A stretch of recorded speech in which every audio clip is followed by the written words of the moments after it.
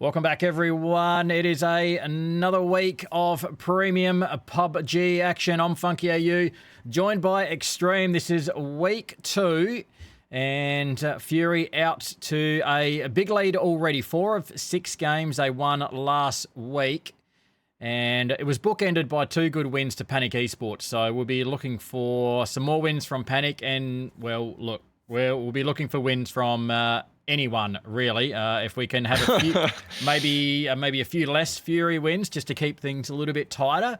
There's definitely some teams we're looking to step up again, I think, tonight, Extreme.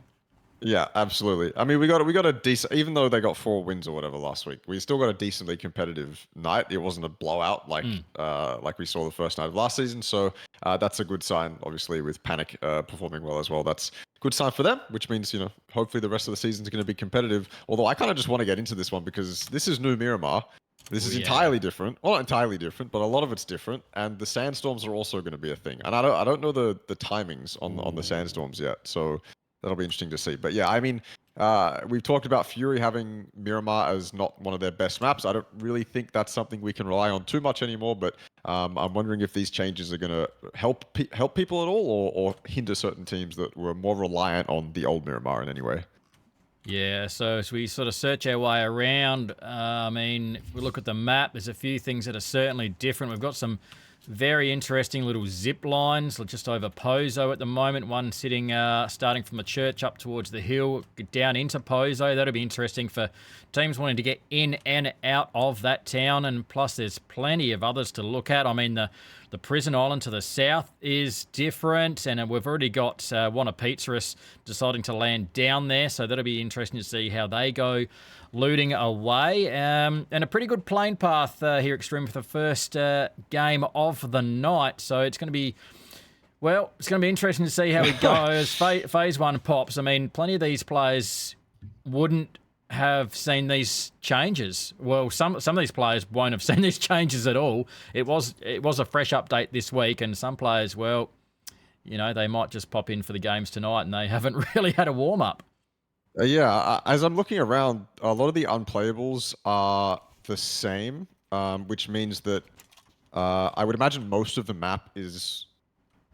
I mean, a lot of Miramar is determined by kind of how you move around the unplayables, and if most of the unplayables are the same, then I think rotation paths and things like that are going to be the same around those areas that have remained the same. But of course, we have truck stop, and that whole area has changed, around where that kind of flat area used to be, around where Junkyard used to be. That's obviously going to be a huge change when fighting in that area. But for the most part, I mean, I'm looking around Los Leones, and it looks pretty similar. So I'm imagining only slight terrain changes. Obviously, the textures and the color of Miramar has slightly changed too.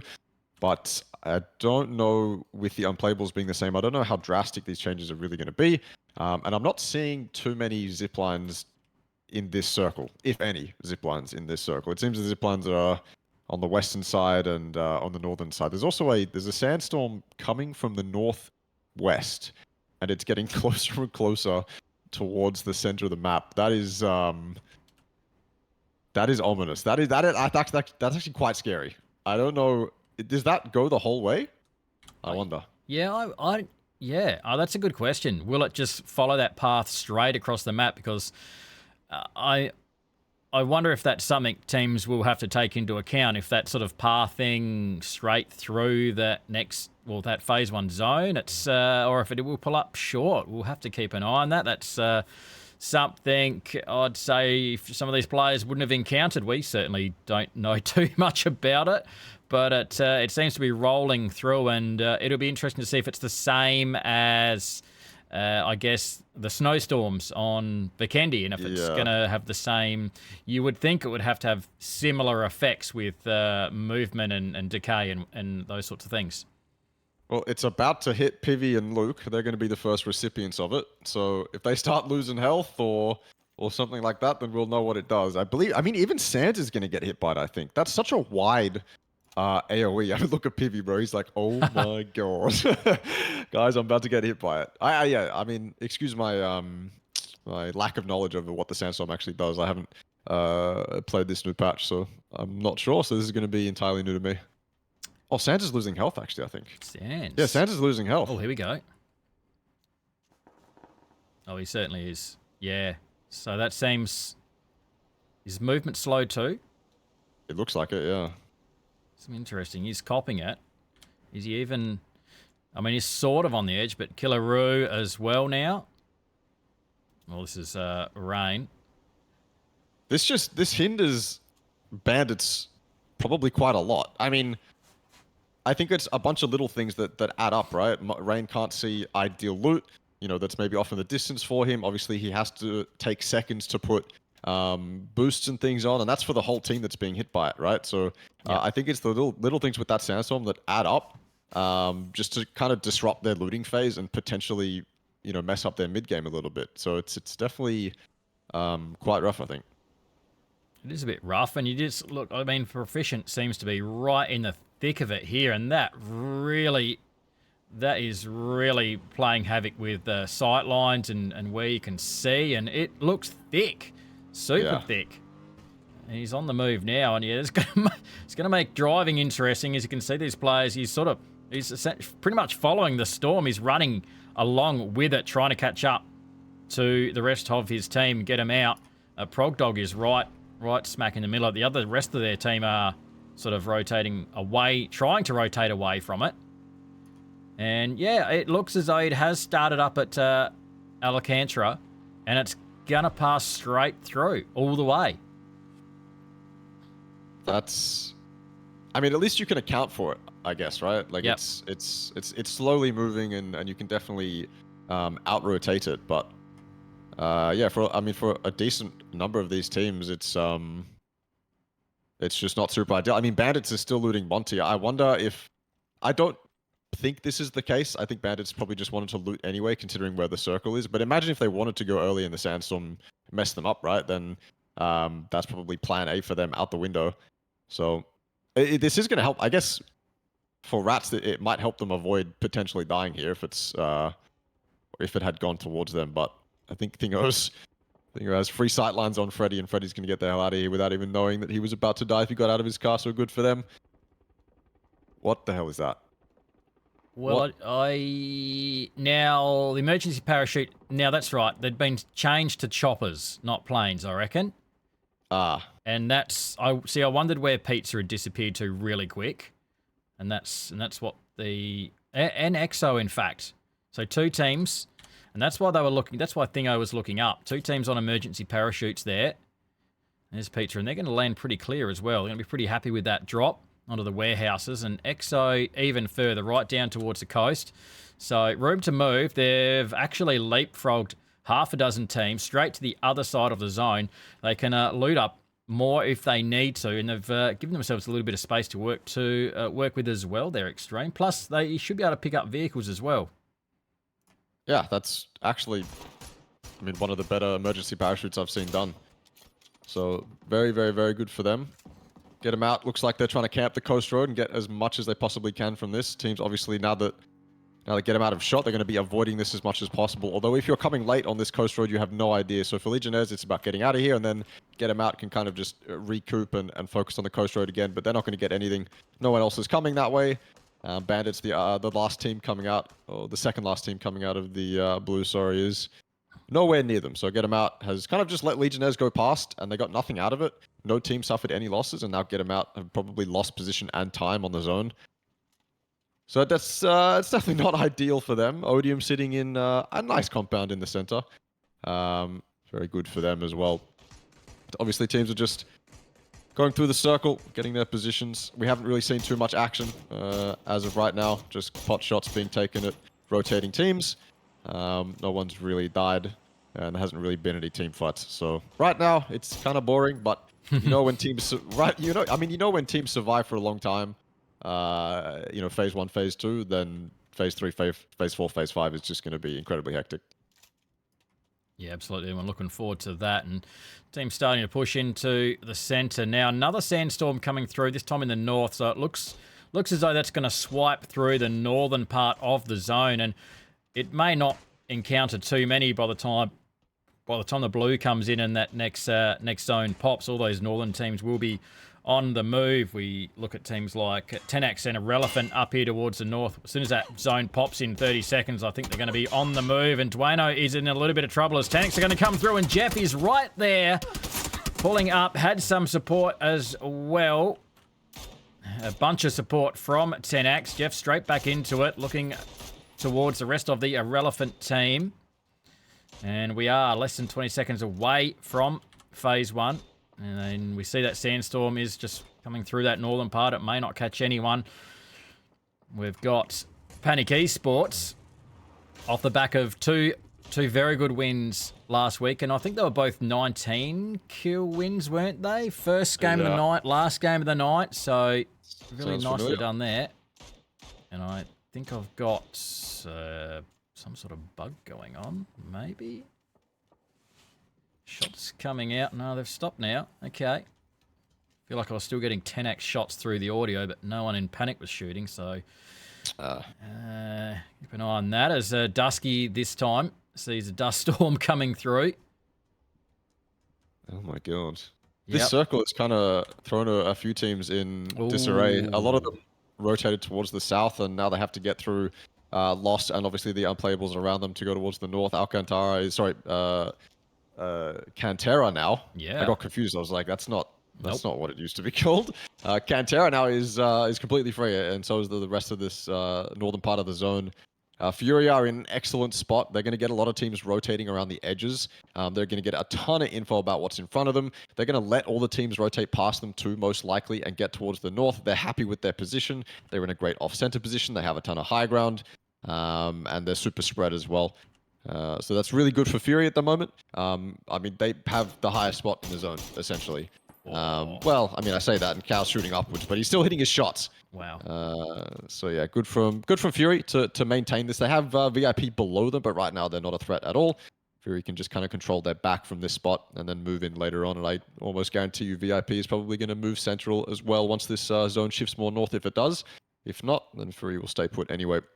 So right now, I mean, getting through Lost is an incredible pain if you're one of these teams coming from the south. Rotating around the edge, you kind of just put yourself in an unideal position, I guess. And then obviously you can consider the unplayables as a way in, but if you choose to go on the unplayables, without a doubt, you're going to be fighting a team, right? I mean, Red Rockets has left their side of the unplayables, so that opens something up, but still you're going to be fighting Fury if you choose to take that southern unplayable.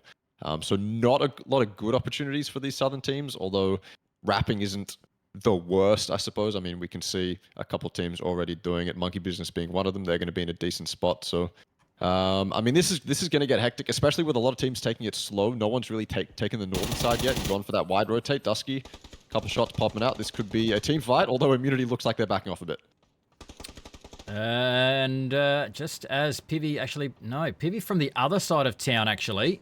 Immunity are backing off, but it's Exo the ones doing the damage. I wondered why Pivy had gone down. He's gone down and been flushed out straight away. So inside on the board for Exo. They've come in from the rocks on the east side of Impala as we're 40 seconds away from phase 3 now. But yeah, Immunity, they were heading right up to the edge of Impala, but dipped away from that. And so team's starting to move now. That blue coming in towards that phase 3. Plenty of room up in the north. 10X have got options, really. Options are plenty here. They seem to have... They can pick up some pretty good info from here, it seems, Extreme, about what's taken and what's not. And they're ready to go 10 seconds away from phase 3 if they need to move. I mean, they're basically the only team on the north. If this shifts north, they're in a fantastic position. They are in still a great position, granted. Ooh. Odium's compound has been absolutely fed. They are absolutely blessed. And there's a lot of... if it was bad, the previous circle coming in from the south, it is even worse now. Because, I mean, there are not a lot of free rotate lines anymore. This is going to be a lot of people rotating around the edge. We can already see 3 teams facing that western side of the zone. Yeah, this is going to get absolutely hectic as these teams try to defend their position from teams coming in from the south, and then these southern teams, obviously, they want to fight for that position too. Yeah, they do. There's a nice headshot there from Ecstasy. Oh, the sandstorm, by the way. Towards get him... Ooh. That's rough. These teams trying to make their way in and fight for a spot are going to get totally griefed. Yeah, that's I mean, you really need to get moving right. I mean, yesterday.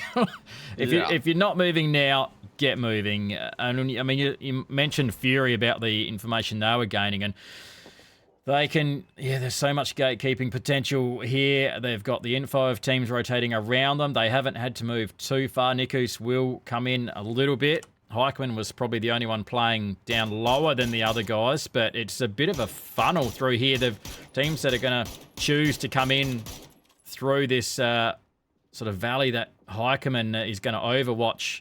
And even, Luke's sort of in the thick of it there. There's a crate down there. Cow watching one side. And if teams start to wanting to rotate through here, Luke's sitting in there in wait.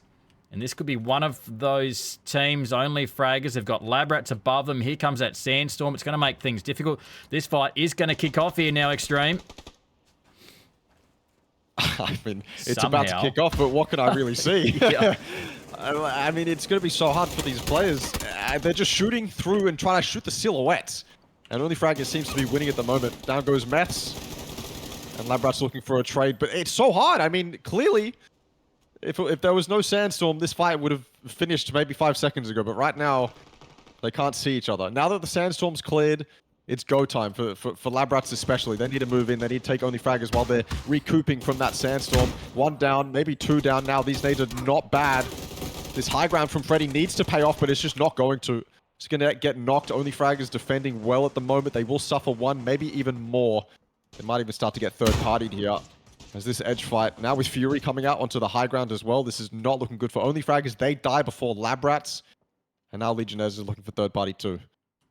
There certainly are Legionnaires coming in below. That's Cow getting some shots onto Anubis, puts him down, and who's going to come across the top? Luke is right there as Labrats go. Following up that third party, so Fury pick up 2 nice easy kills there. Battle Bananas are eliminated as well. We're 5 seconds away from phase 4. Luke coming through. We need bigger things from Luke this week. I mean, we don't need any more wins from Fury, but somehow, well, not somehow, but I mean, they picked up 4 wins last week, and we think Luke even had a bit of a down night in the scheme of things. Imagine if Luke was having an on night last week. It would have been absolutely mind blowing. I mean, you know what Luke's potential is, right? I mean, if he's at 100%, then I feel like whatever team he's on is unstoppable. Because I mean, again, this guy, he's IGLing now, and then previously he's been secondary IGL. So if he's on point 100%, that means his calling's on point too, and he's not afraid to micromanage and kind of min-max the positions, right? So screw his fragging power. When the guy's smart, when his brain's on point, then yeah, whatever team he's on is definitely deadly. Certainly is. Moshing just sitting below John Kazi. Might not catch him now as he's going to rotate. Oh, they're lining up. Can he pick up any? He's got 1 down. A grenade's going to be... Oh, this is going to have to be really nice. It goes straight towards the vehicle. Goes past. They might be able to recover this. Strukovski's down. John Kazi up. Another grenade's going to come out, and that could be the time for John Kazi to push. Pre-fire. He goes down to Moshing, in fact. So Ecstasy's the only one left up there. Jono's going to come across and try and provide some support. The rest of the team's stepping up now. That means Jono is the only one left up, and he is in no position to help out. He is not even close. In fact, he's in the dip below 10x. Fury, they are rotating in towards that 10x position. Multiple teams on the move. Get him out could come in behind them here, but Fury, they've got themselves a bit of a dip to play here. 10x in the compound. Get him out behind. They've got to be wary of teams on both sides. Utility's going to come from 10x, you would think. Jono's got himself safe for the moment. Get him out coming through behind. Whether they can push in here. And there's the shots coming from Luke back onto Progdog. The utility's going to come out. Whether they can follow this up. Random grenade throw. But 4 from Fury up there. 13 teams, 42 alive. Get them out. Just trying to creep in. Just trying to get themselves a little slither of cover here, but they may just have to rotate completely away from this fight here, Extreme, and find themselves their own little area with some cover. That's what they want to do. They're going to have to find something in the field, maybe send it to Jono. Maybe they know that Jono's just a one-man. Maybe they haven't really heard anything from that dip, so they can send it straight to it, but they want to go a bit further and find a hay bale somewhere in the field where they can set up. Or maybe they're turning around a little bit. Insight goes down. Immunity making that offensive. I mean, that was heads up from Fury, by the way. Going to that dip instead of the one that Get Him Out just took. They killed the Monkey Business player. Fury know from this spot, rather than the one that Get Him Out is in, they can take that fight cleanly. They don't have to worry about Odium's compound in the center. They can make that push towards the compound unobstructed, essentially. So very heads up from them.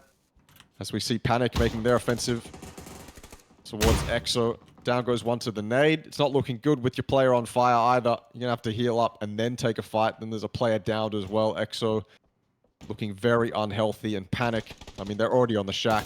Should just be a matter of time until this player gets traded. But she also doesn't want to go too aggressive. That's two. No way. Oh, Rip. This is not a 1v3. Don't let Rip do this, Shoe Horse. Oh my god, he's not even dead yet. One more through the window. Oh! Just one bullet, but Rip's going to do it. Oh my god, maybe a little too passive from the member, or from Shoe Horse there.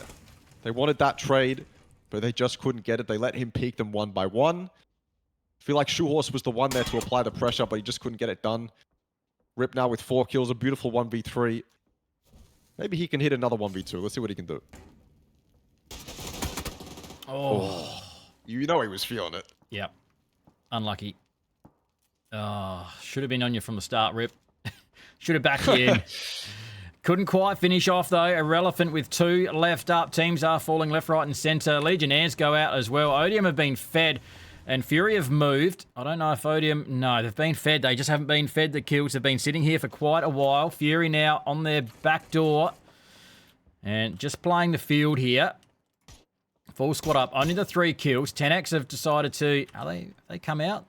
No, they're just playing on the outside of the compound now. So Speedy K is in. The rest of the team are out of this Phase 5 zone. They know they've got to get him out below them. Utility's going to come from those guys. They need to be able to dig these guys out. Oh, nice grenade up towards Speedy there. And can they save some vehicles as well? Here they come. Saving one. They're going to send it in, are they? Drive-by into the dip. They're going to have to drop some players pretty quick as Lucid Freak goes down. Jeff is... there on the spot, gets out just in time. Speedy K is going to come over the top, which is dangerous. Still there. Who's left up? No, Jeff is gone from Fury. They just had an angle in there and Get Him Out are gone. 10X are gone, and that's just mutually assured destruction there as they all disappear. And that's going to be some handy loot as Cow's going to get in there with 870 damage to his name for just the 2 kills. Just trying to wake anyone else up. There's going to be some goodies down there if Cow needs any sort of loot. He's certainly short on utility. Yeah, he definitely is. They're all dead, Cow. You don't need to worry about it. They killed themselves. Yeah. Again, more heads up play from Fury. Get out of the... I mean... If you can take that western side of this field in this zone, then go for it. And Fury recognized that, obviously, and they had the resources to be able to do it. Tanax, I mean, you think they're in a good spot, right? But then they have to come out of that compound, send it into the dip. They have to do it by car as well, because if you smoke up, the smokes are on different elevation, and then Fury are going to be able to pepper you as you run down that hill. We saw Speedy die to Fury, I believe, as he ran down that hill. So... yeah, Tanax, I mean, they were in a great spot. I just don't think they accounted for every single possibility. Although, again, they did have to send it in by car, because if they didn't, they'd just get peppered. Fury now with absolute control of this zone. They're 2-2 split at the moment. Although, Pizza are encroaching on their position silently. Luke needs to be absolutely attentive. He has no idea that players are already close. He sees people far, and that might give him the wrong impression that up close is good. And, I mean, Pizza can hear him shooting, and they hear him shooting not at them. Maybe that's no time. Because Pizza aren't in zone right now, so maybe speed it up a little bit. Although it looks like they're close enough to get the opening knock anyway. And Fury is split right now. Nikos is knocked. Maybe this is even more motivation for Pizza to get on this. Certainly is. Hopefully they're keeping an eye on that feed. I mean, they have to go active now as Cow. Oh, you need to hit that. You definitely need to hit that. A grenade's going to come from Luke to try and cover there. Whiffy is here. Grenade back the other way. He's going to avoid that one. Or Utility's coming straight to his hay bale. Somehow avoids that. Using everything he's got there as Wayne is still down below. He's got no smoke either, Whiffy. So this hay bale is it. If they can land something on that hay bale. Fury unsure of exactly how many players they've got here. As Wayne's gone down. Whiffy's going to throw pretty much everything he's got left here. Luke gets himself back off the fight. Headshots onto Whiffy. That's them done and dusted. Finishes that off, but the fight is with Fury. Or not Fury, VIP. Fury is knocked for VIP. Greg Shot seems to be out of zone and in a pretty bad situation. There's a nice smoke trail heading in, but looks as though the rest of VIP followed it up on towards Odium, who have now picked up 5, so they've been fed some kills there thanks to VIP. They had to move. Greg Shot slowly moving, using that smoke before it disappears, and the Dish is going to put some grenades downrange straight towards that. That's pretty good. If Greg had kept running, he was in trouble, but Heikeman now trying to make things happen. Right up onto the edge of this Odium compound, and look at the zone control of Fury. If this shifts away from that compound, well, Fury just can sit back and pretty much farm this out, but I don't think they're going to be sitting back at all. 7 kills so far.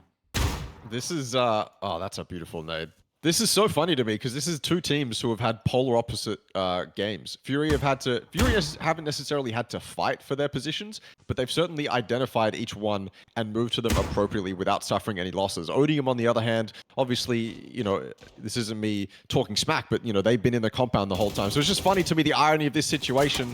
And Haika is getting aggressive because why not? They try to get the trade, they can't, and just like that, one by one, they peek out. Fury hit their shots. That was an excellently played game from Fury. Not the hardest. They just chose the best positions. And once it came down to a 4v4, they had all the control in the world. Yeah, easy done there in the end from Fury. Odium had been fed that compound for quite a while. They just started picking up some kills in those last few phases. It was VIP had got them nice and warmed up, ready for that Fury push, but Heikeman had got up there right on the edge and, well, he had the info from their teammates behind, so he knew exactly where they were and where he could pop up. And in the end, Cow probably, I don't know, 5 kills, but he was up around 900 damage already, so that's probably another 1,000 hit point game there from Cow. I think he was stealing all the damage away from Niku's because he was only on about 30 damage about the last phase. So Cow's just been a damage thief. We'll have to, I'm sure they'll turn that around for the rest of the night and even things out. But Odium needed that one. Some all right points up into 2nd place and VIP into 3rd. So Fury take the first game. Could be a sign of things to come. We've still got 5 to go though, Extreme. So yeah, hopefully we're not setting any records tonight. And, you know, there's a few teams we're looking at that need to step up. We want to see Legionnaires be doing better because last season they were a surprise packet and they should be further up the leaderboard. So 100%. That's one team we're looking at. Be great if we can see Panic get another win tonight. EXO and Immunity as well. Teams that should be threatening to get wins. So some of those teams we want to see pull out a win tonight. We'll have a short break. We'll be back with Game 2. Don't go away.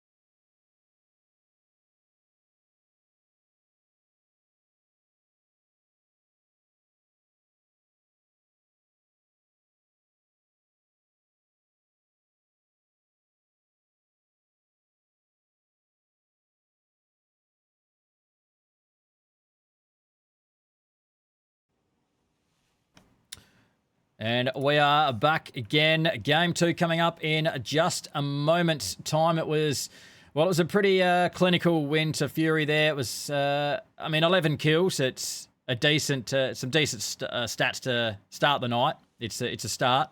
There's plenty of room for improvement. plenty of room for a 20 kill game. And look, some of these teams are probably still quite new to dealing with these sandstorms as well, I think, Extreme. Oh, I mean, in a competitive setting as well. I mean, it's going to disrupt you probably more than you'd like. I mean, again, I think it's just little things adding up. It's not major, like, oh my God, we have to choose an entirely new rotate path because the sandstorm's going that way or something like that. I don't think it's that major just yet. Although you can probably end up running into an entirely different team you didn't think was there on that rotate path if you did choose to take it during the middle of the storm, because you're going to have no idea. You know, you're only, I mean, even your sound is hindered, right? If you're in the middle of the storm, you might not even hear the engines of a car. So yeah, I think it's a lot of little things adding up when you're inside it that are probably going to disrupt these teams a lot. But I mean, hopefully it either gets taken out or they get used to it. I think those are the only two options we have right now.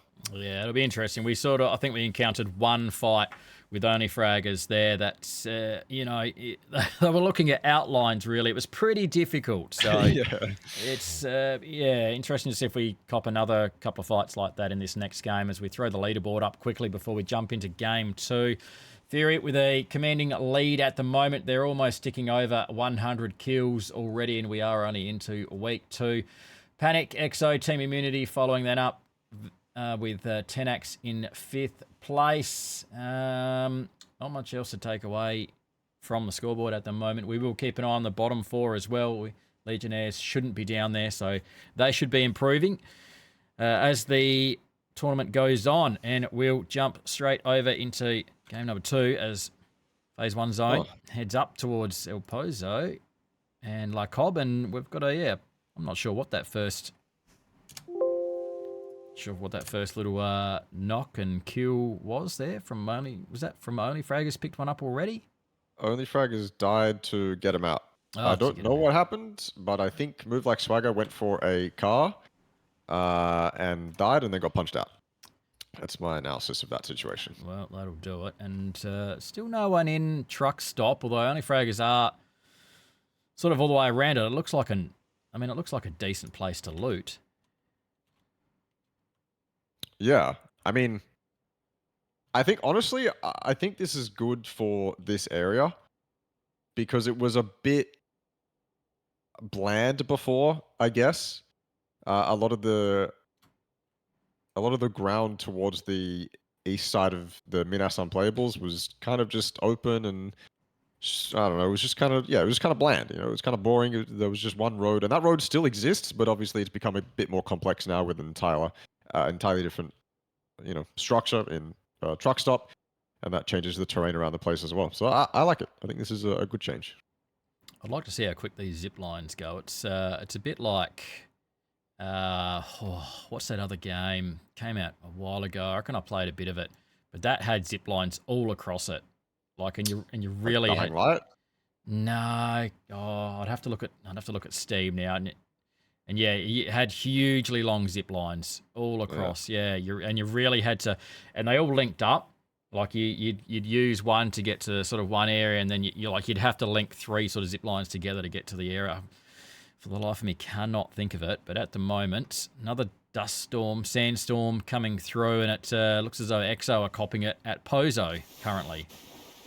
Yeah, I think thankfully this time round it's not too bad because they're not wanting to rotate yet anyway, so it's just gonna cause them to take a bit of damage that they'll heal up from. Same with the teams in the north. Actually, we did just see the Bananas, I believe, lose one on the north. I think. Yeah. That was Wayne grabbing that one. I don't know how that happened again, but now he's in a sandstorm for his efforts. So, I mean, again, in a moment like this, I don't think the sandstorm is going to disrupt these guys too much. They're already looting. The sandstorm's going to pass by the time they want to rotate, so that's all good. And, I mean, that's kind of only the case because the circle's on them. If the circle was off them, you could argue that it would disrupt them quite a bit more, but for now, I think it's totally fine. There we go. Emergency parachute for EXO, looking to get probably on top of one of the unplayables. Yeah, empty on this one alone, it seems, at the moment. The rest of the team below. Crate coming down in front, but yeah, good opportunity here if he detaches soon to hit up some of these unplayables, and that's exactly what he's doing. Good call, Extreme. And he hit the top of that. You would think, you would hope. Is he going to nail this? He's going to loop back around and hit it nicely. So, himself some very good sight lines from here. Very central. I don't think you can get much more central than that. Empty sitting up above the craters. And the rest of EXO down below. In sight yet to come out of El Pozo. Fury lurking to the south, back towards Power Grid. VIP filling in behind them. Panic coming in on that north side. Bananas, another sandstorm coming in on that north side again. So I want a pizza and the Bananas are going to cop it twice over, so it seems. This one I reckon this it'll be a bit more interesting with the unplayables now that we've got. If this sort of dials in towards EXO in this sort of late game, I guess we had more open fields last game, and I don't think we're going to get that this one. So this certainly could be interesting. I've also got that zip line coming out of Pozo, which may come into play. And up around, if it pushes to the west, that's where we've got some of the terrain changes, and our canter has moved to the south a bit, so that's going to throw a bit of a spanner in the works for some teams who haven't seen sort of these areas, even sort of up around maybe like Cobb, sort of north of that, the Oasis. There's some roads up there that's slightly different as well, but I don't think we're going that far north as the sandstorm is going to sweep through, and I reckon. Looks as though Panic are going to cop it again. I reckon Panic copped 2 sandstorms last game, so they would have burnt through a lot of meds, Panic. I mean, it's going to miss Panic, but it's going to go straight into the rotate path of Irrelevant. They're going to rotate down that road and going to cop the entire thing. Luckily, it's only John Kaze in front of them. Monkey Business are also copping it at the moment. So John Kaze is probably going to get away with his life simply because he'll be lost in the sandstorm. As we see Empty trying to shoot some emergency parachuters in Legionnaires. Obviously, we mentioned them before this game, and we want to see them do well. They're going to claim Church, and now they have an exit from Church if they wanted it in the zipline as well. So that's good for them. Empty, you really, really cannot go down here. You got to be super careful, obviously. He can just jump off. If he's taking too much damage, he can jump off and parachute. That is an option for him. But obviously, he wants to stay up here for as long as possible. And if he's feeling selfless, then he could just stay up here, gather info, not take a single shot at any team. And that will obviously be a huge help to his team. But if I know Empty, I think he's going to want to be shooting at as many players as he possibly can. Yeah, definitely. You want to... I mean, you are giving out... I mean, you're able to gain a lot of info from there, but you sort of feel like, or some players will feel like they need to be getting their gun involved as well. And, gaining all that info isn't just enough to be able to, sit up there and soak all that info in and pass it on to the team. If some of these players will still want to be involved, obviously. It's hard not to be.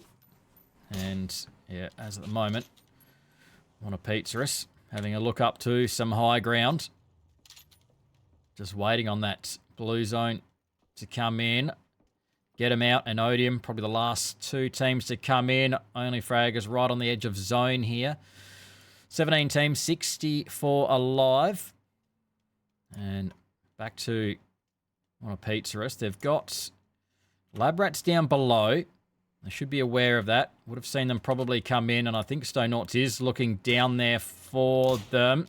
Of course, Stone has a bolty. I definitely know they're down there. A minute away from Phase 2. That sandstorm sweeps away in the north. Bit of a holding pattern at the moment. So, EXO are pretty well set up. Insight has not left. Is that a mortar? Yep. Ooh.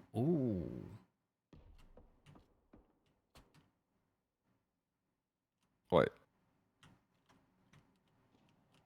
Oh. It's coming. Oh, you gotta be careful. Oh, that's terrifying. That is terrifying. Oh, You know they have their rulers out too. yeah, You know they've got yeah. it lined up. Really? It's not like the hardest position to hit, but you do kind of have to get it slightly like specific. Like it's not in the center of the unplayable, but yeah, that was dead center in the unplayable, which is where I guess it would make sense to aim. But if they spotted exactly where he is, then Yeah. you can angle it a bit, I guess. Oh, that is so close. How many Yeah. bullets do they have left? Yeah. Yeah, you'd have to be worried. I don't think they have any bullets left. I reckon Insight might be calling these shots in. I reckon he might have had some eyes on Bubba Yaga. I saw a shot come that direction. Yeah, there you go. He's safe for now, unless one of the EXO players, yeah, unless Insight or I guess it's only really Insight. The forward scout dialing them in on their coordinates. If he has one too, then he'd take shots for sure. But absolutely, they might be all done. Oh, what's going on in the south here? FaZe compound currently getting driven by a couple different teams. It's already occupied though. Odium again with a nice off-center spot. Fury pulled up above them though. Red Rockets, or Rocket Raccoons, sorry. I don't know why I keep calling... No, they are Red Rockets. I don't know why. the RR just makes me say some weird things. Anyway, yeah, Ooh. Fury, there's a bit surrounded as VIP coming from the south as well. This southern side is looking really contested in just phase 2. So this could get quite hectic. Yeah, very contested, and I had a slight worry that VIP were going to push up towards that high ground.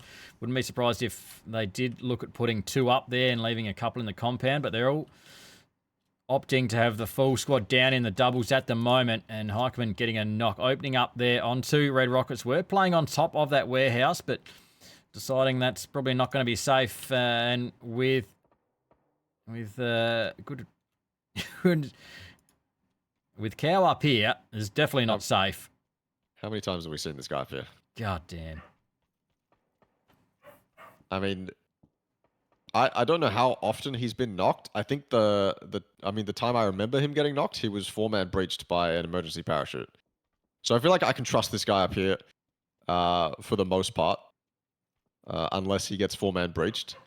But even then, I feel like he's learned his mistake. If he looks to the sky, he's getting 4-man breached. He's jumping off for sure. Oh yeah. He's got a bike, so he's getting out of there quick. Yep. Straight off. I mean, for now, though, look how much cover he can give to his team. Like, is that not the most ideal position to give cover to Fury from? No one can push without Cal knowing. Yep. He's aware. That's only a plane, so that's okay. Now you've only got to listen out for a chopper, so I guess that would make things easier now. The emergency parachute's coming on a chopper, not a plane, so you can sort of discern what's going to be a drop and what's going to be a parachute. Seeing players off in the distance, you should be able to spot out VIP if they decide to get a little bit crazy and decide to push those 3 from Fury. Blue zone closing in Odium. They've got some space in the south. I don't think they're getting fed like they did last game. This time around, they've got phase compound, which is decent, but they've got not a lot to look at down there, Odium. They're not looking at anyone to the south. They probably can't see Fury because they're looking more towards Red Rockets and possibly, well, they can't see VIP. They're too low, but they'll be getting eyes up towards Pozo. All of EXO in Pozo now. And if this goes that way, we could see Legionnaires on a bit of a zip line, and this could well be the... Oh, and Juicex is hanging around here like he wants it too. You wouldn't be hanging... This zone. Go for it, Juice. Bandits are in a fantastic spot. Yep. They're going to regroup. Sand's on top of the unplayable, I believe. He's going to get off that, though, and regroup. There's no reason not to. Tanax, they were quite split, but it looks like they found a spot that they want to take, probably the printer building there, maybe split with the bowls to the south, but I don't think so. I think they're just going to 4-man group. The southern side is still contested. Odium have a chance to move to the west if they wanted to, but they kind of have to do it sooner rather than later, I think. Although there is no pressure coming in from the south, so I guess they can take their time. Irrelevant, wide rotate, immunity, wide rotate. Again, another hard shift that messes with a lot of teams, and again, it's Miramar, so there are a lot of barriers to entry to this zone. Certainly are. At the moment, Killaroo is just a little bit away from the Bandit. Stew Horse is really sending it hard here for Panic Esports, and they're going straight through the middle of this zone. They've got to be careful here. We saw 10X already sort of loop up this direction and then opts to go back to Pozo, so bit of a bowl here, but it's very open sort of towards VIP, but may have found a rock and maybe able to set up shop here. Found themselves a crate. Looks like it may have been looted as well. So the rest of Panic are going to get across here. They may have done that pretty well as Immunity being pulled apart by Get 'em Out. How was that on a rotate? Where did... Yep. Oh, they weren't even that close. I don't know if Immunity had stopped, but... Looks like they might have spun out. Hold on. I'm going to go check the car. Yeah, tires popped on the car. Ooh. Car's blown up. So, I mean, good from Get 'em Out. I think that was opportunistic from Get Out. I don't think Get 'em Out were directly camping them. It's a bit of an odd spot to do that. So, opportunistic from them, and they're going to be able to rotate in down the main road too. Oh, zip line's happening. There we go. First use of it. I think Baba Yaga jumped on the wrong one to start. Tried to jump on the wrong one to start with. But straight down is this. Pretty fast. Yeah, it's not bad. Oh, top of the building too. That's handy. Got to be careful. I mean, and then parachute off. That's the way. I wonder if you can... I guess you could disconnect halfway if you're being shot. Probably, and then open a parachute. Yeah. I would hope so. Well, I would hope you're not stuck on it. I'd like to know that. Surely someone in chat's had a go at that and suss this out. It's getting busy in Pozo though. 10X with a slight 2-2 split, which could be dangerous. EXO have got to move through town. They've got Monkey Business in front of them. At the moment, though, Rip looking very long range. And these guys have all got to move because the zone... Oh, wow. How... Well, that's... I mean, the teams that have chosen to play in Pozo have completely been cucked out of this one. And Fury VIP feed. I did not think this was going back to Odium. Mac has sort of spread himself out to the field, but they're pretty set at the moment. They're good for a little bit longer. Yeah. They were in kind of a weird spot in phase 2 or 3. They couldn't really justify scouting, so they just kind of had to sit on the south and not really do anything, and Circle's gone straight towards them. So now they have an opportunity to... I mean, look at the south. It's mostly free, right? So other than this fight in Pozo, there's not much for them to do. That is going to kill Radley, unfortunately. That's the dangers of... peeking out a window with a nade in your hand. It's something that I have absolute PTSD from messing up way too many times. You just kind of have to lean out the window and throw it like that, or crouch and then throw it a bit over yourself. Definitely something. I feel like it's a golden rule. You just don't pick out a window with a nade in your hand, especially if it's a team that is currently looking at your position. Still, Rats, they're in not a terrible position. They can fight their way out of this, but there's a lot of teams in front of them to do it. And they're only 3 up now. Legionnaires, I mean, Legionnaires isn't going to give this up. Lab Rats aren't going to get away with this for free. And then obviously Tenax are spread as well. They're going to know where where Lab Rats are. They can kind of spread their forces like they already have to deal with Monkey Business and then the teams on the west as well. I say that though, I am kind of worried for Tenax, because if they lose these two, then obviously it hinders their game quite a bit. That should be free for Silly Monkey, and it is for Jeff. So Tenax will get it one way or the other. And there's another one to come. So don't lose focus on that blue, because there's still more coming. Although I say that, and this 2-2 split is currently getting contested on both sides. Obviously, this one is a lot harder to defend from. Legionnaires leaving Lab Rats behind them in the blue. And that might not be so good for... I mean, that might not be so good for Legionnaires. They have to deal with Lab Rats coming in from the blue, and they're trying to make a push across the road as well. 2 of them have survived. Anubis is stuck in the blue. Lab Rats obviously will go out. This is looking quite free for Tenax to kind of clean this up a little bit. Yeah, I mean, look at Jeff is off. He's got back into this zone, just inside the blue zone here with Silly Monkey. So they've managed to rotate out. Jeff managing to be able to drop Juicex there, looking to try and get that cleaned up. I reckon there's another, it was Rupini there. The grenade goes in. He's going to get finished off. Anubis fighting hard to survive as the bananas go. Anubis last up. Legionnaires with 4 kills now. Jeff gets knocked on the other side there. He does have Silly Monkey across there. Anubis, this is going to start chunking now. It just ticks into phase 5. And he's going to be burning through meds. He sees Speedy K push in. Lucid Freak needs to go as well. They've got vehicles. He's watching them. Knows he's got some loot here. Speedy K goes down to... Oh, headshot 10x go. Oh. Easy done. Lucid Freak stopping to med up. And, oh, Anubis, nah. Zone's going to get him in the end. And in behind all that carnage, Exo have managed to get clean out of Pozo. No problems. There's still a player. Strukovski's just burning through meds back there. He's not long for this world. Surely he does not make that in. But Exo with a full squad up. Grenade comes through. They clear out one of Pizza us. And we're still... Fury have just spread off of their hill. Odium is still down there, but Luke's still up. They've sort of spread... I'm not sure if they've spread down south to clean up a team or what the play is. They've only picked up the 2 kills. Yeah, I mean, they know that... I mean, okay, Odium is weak now. So Odium isn't a threat. And... Red Rockets, I mean, they could push up, but this is obviously a move Fury made before that was a possibility. So they're kind of focused on Irrelevant moving in. They want to clean them up as quickly as possible because they're obviously another threat. I mean, where are Irrelevant going to play other than where Fury is now or push towards Fury's Hill, right? Fury recognize that, so this is a threat they have to deal with, and they're in a spot to do it. Plus, they're probably going to get a little bit bored on the southern side too, so screw it. You may as well go for an aggressive defense. Although now, if you do get knocked, if you start to suffer some losses here, if you give these other teams an opportunity, I mean, they've kind of inadvertently done that now. Red Rockets can push up behind Fury. I wouldn't say this is a bad spot for Fury though.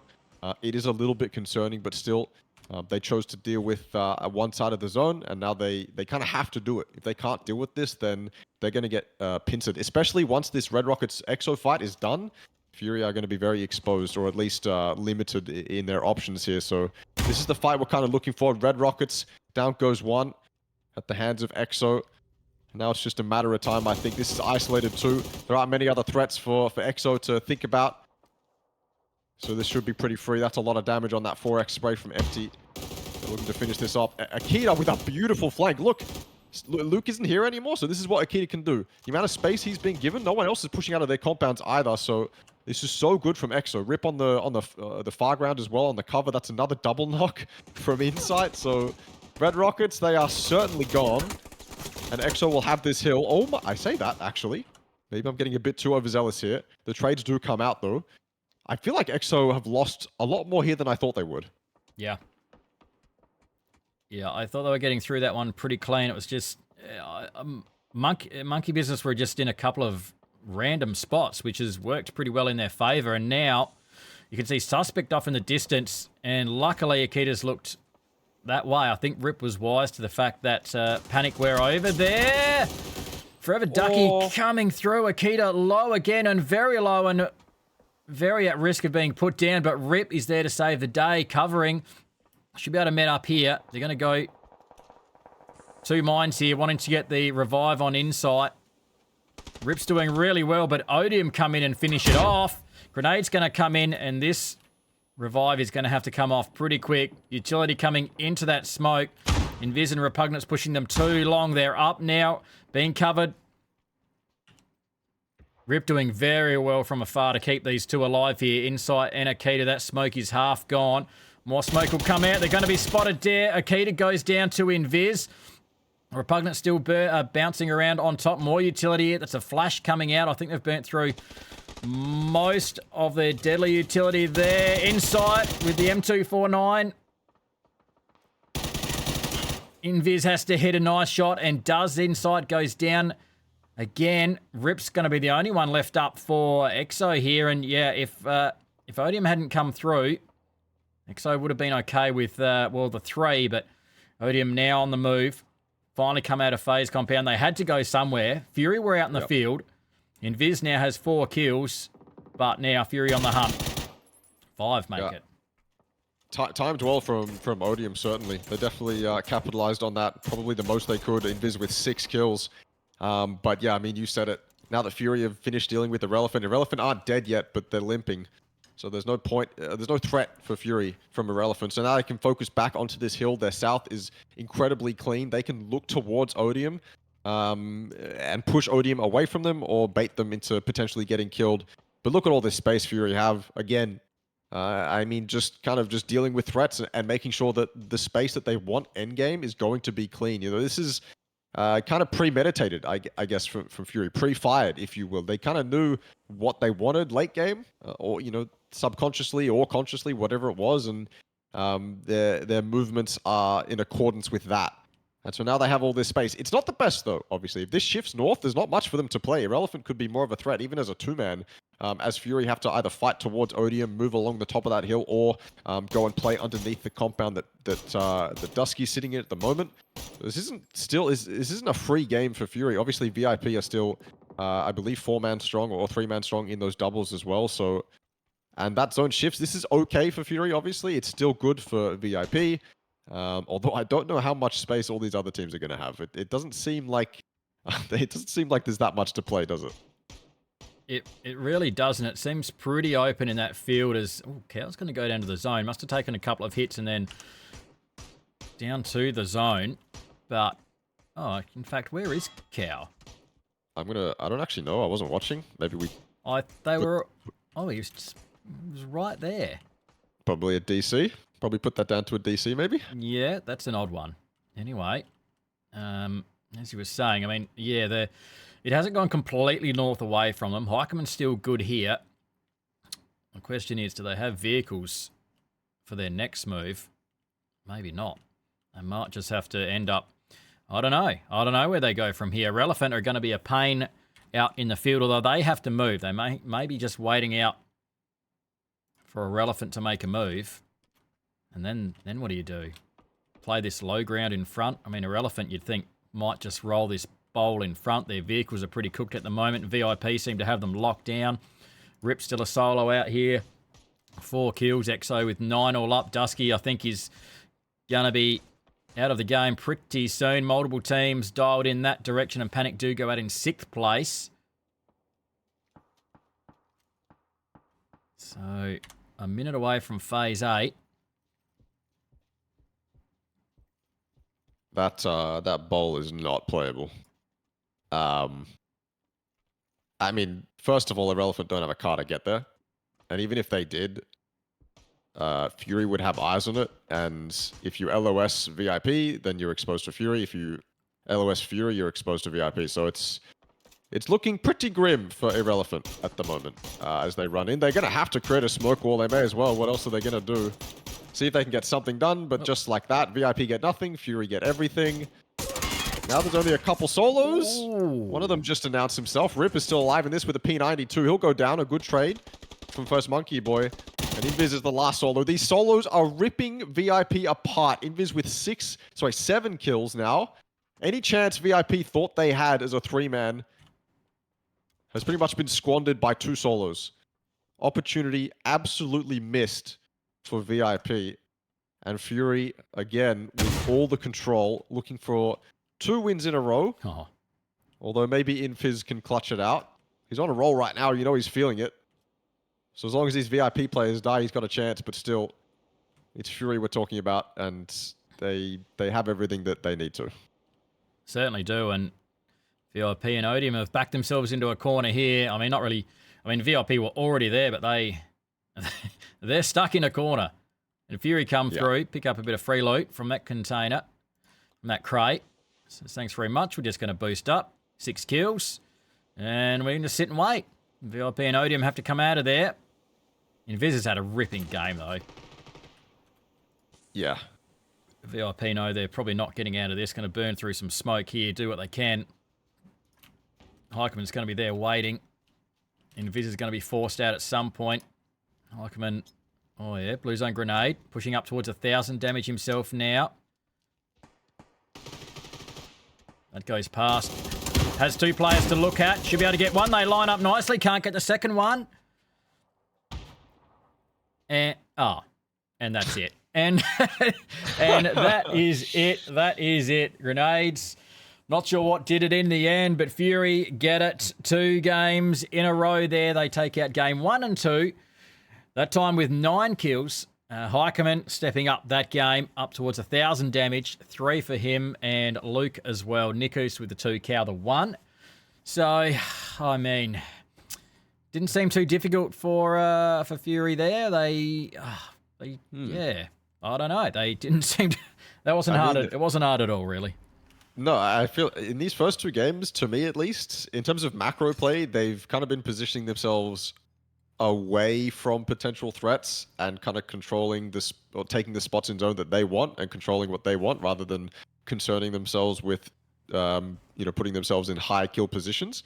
And that, I mean, that leaves them with 4 endgame, and then from there, I guess they can just, they can win from there, obviously. So yeah, I mean, it's odd because I'm used to seeing Fury just frag out and get 20 kill games, but these first couple games at least, they've been positioning themselves away from all the chaos, and I mean, that'll obviously land you in an endgame most of the time. So yeah, still well played from them. Yeah, well played. And VIP up into 2nd place there. Big game from Invis, 7 kills. Decent. You got to be happy with that any day of the week. Shout out for sure. So Odium into 3rd as well. They are currently sitting in 9th place, so handy points for them to keep them sort of within touch of the teams chasing the top 3. Game 2 done. What have we got? I reckon we're double Vikendi now. Yeah, I think you're right. Yeah, we had double Tego last time. We've gone from sandstorms to snowstorms. So that's what we've got coming up. A short break. We'll be right back, and we'll head along to the snowy plains of Vikendi. I'm Funky AU with Extreme. We'll be right back.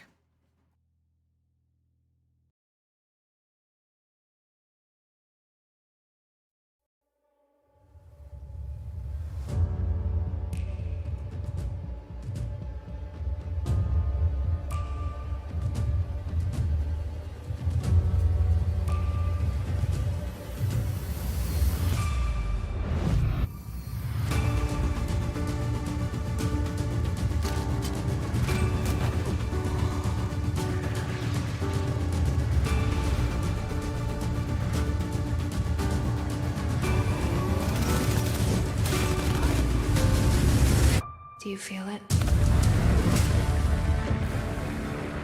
Let's do this. Clear to engage. Go.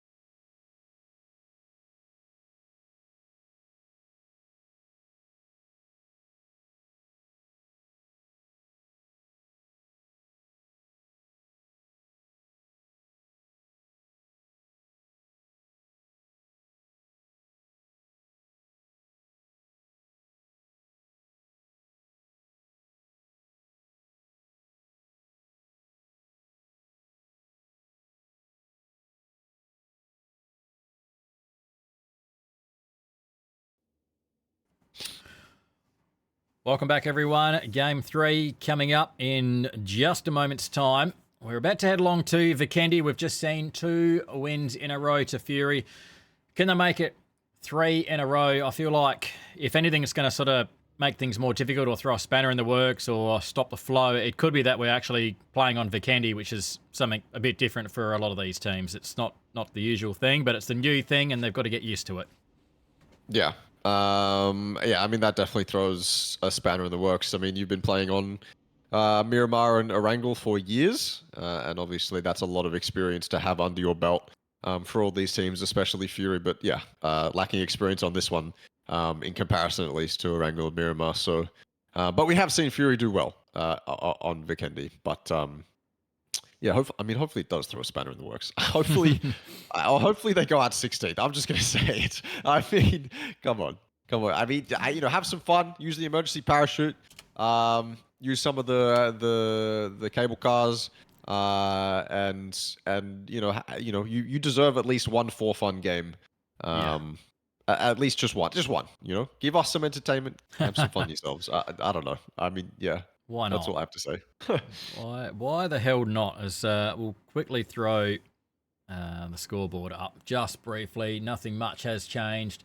Odium have jumped up a couple of spots into 7th place, which is handy.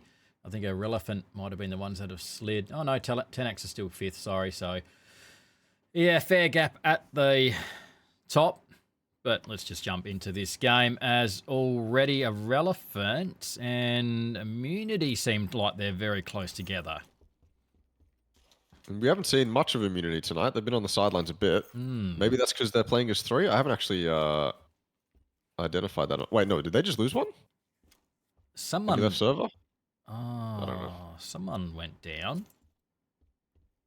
Irrelevant have 4. Yeah, it was Rems. So Rems died, left the server. So they're not playing as 3. They've just been on the sidelines a bit. But obviously, Immunity. I mean, they've got some talented players on that team. They can absolutely frag out. Red Rockets losing Thingo in the meantime, getting run over. Stone Nort's claiming that one. So, I mean, you can see the... at least the inexperience that this lobby has playing on Vikendi together at the moment. Obviously, this is a different season. Last week we had Tego. This time it's Vikendi. So there's some things to be ironed out, I guess. Some things to be figured out so that people can have peaceful drops. But right now, Sweetie's got anything but a peaceful drop. He's got an AK and a bolt. Definitely wanting to be using that AK up close as Irrelevant start to push in. I would not put this past Sweet Soul winning this.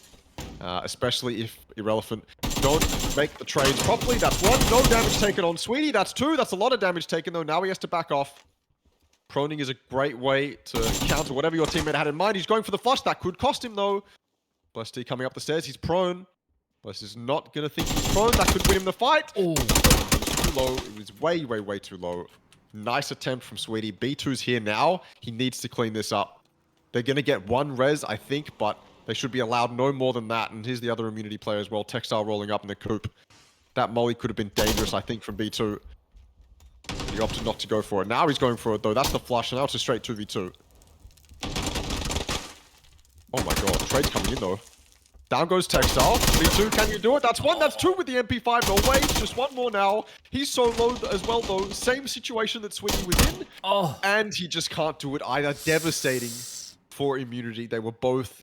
B2 and Sweet Soul both in clutch potential situations, but they were just too low to pull it off. Things like that don't often happen in Pubg, and that's why.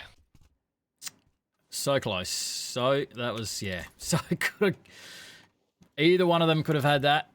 Bless does well, though. Picks up 3, does very well against Immunity. And Sweet Soul, I mean, he did amazing on his own. He knew the teammates were coming in. Knew they were coming in, just couldn't quite hold on long enough. As B2 and Textile came in to try and clean up, but Irrelevant hold on. So good start. Well, great start. They'll be stoked with that.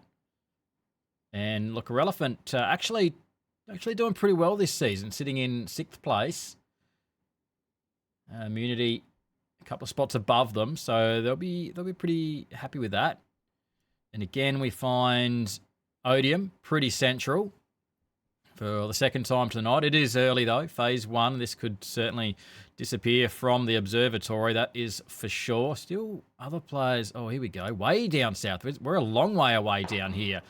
Suspect is gone. They've run into lab rats here, Panic Esports. Shoehorse is down, and Pivvy's trying to jog this one in. Doesn't have a vehicle. Dusky is there getting the revive. Oh, Pivvy. Doesn't matter. That's nasty. Doesn't have a vehicle. Doesn't matter. Dusky gets the finish. Oh, lab rat's got. Is it only the one now? Shoehorse is back up. 3 kills for Panic. They've lost suspect in the process, but should be able to get the squad wipe here, so they pick up a little bit of loot. And Radley, how is he not spotted? He's been out and about. He's just gone between buildings there. Somehow... Oh, well, he's definitely going to be spotted now. Oh. Announcing himself, and he's not in the best spot to take the fight. Pivy, I don't know if that was under the vehicle or just maybe through a window. No, I think he almost... I don't know if he could just see his head.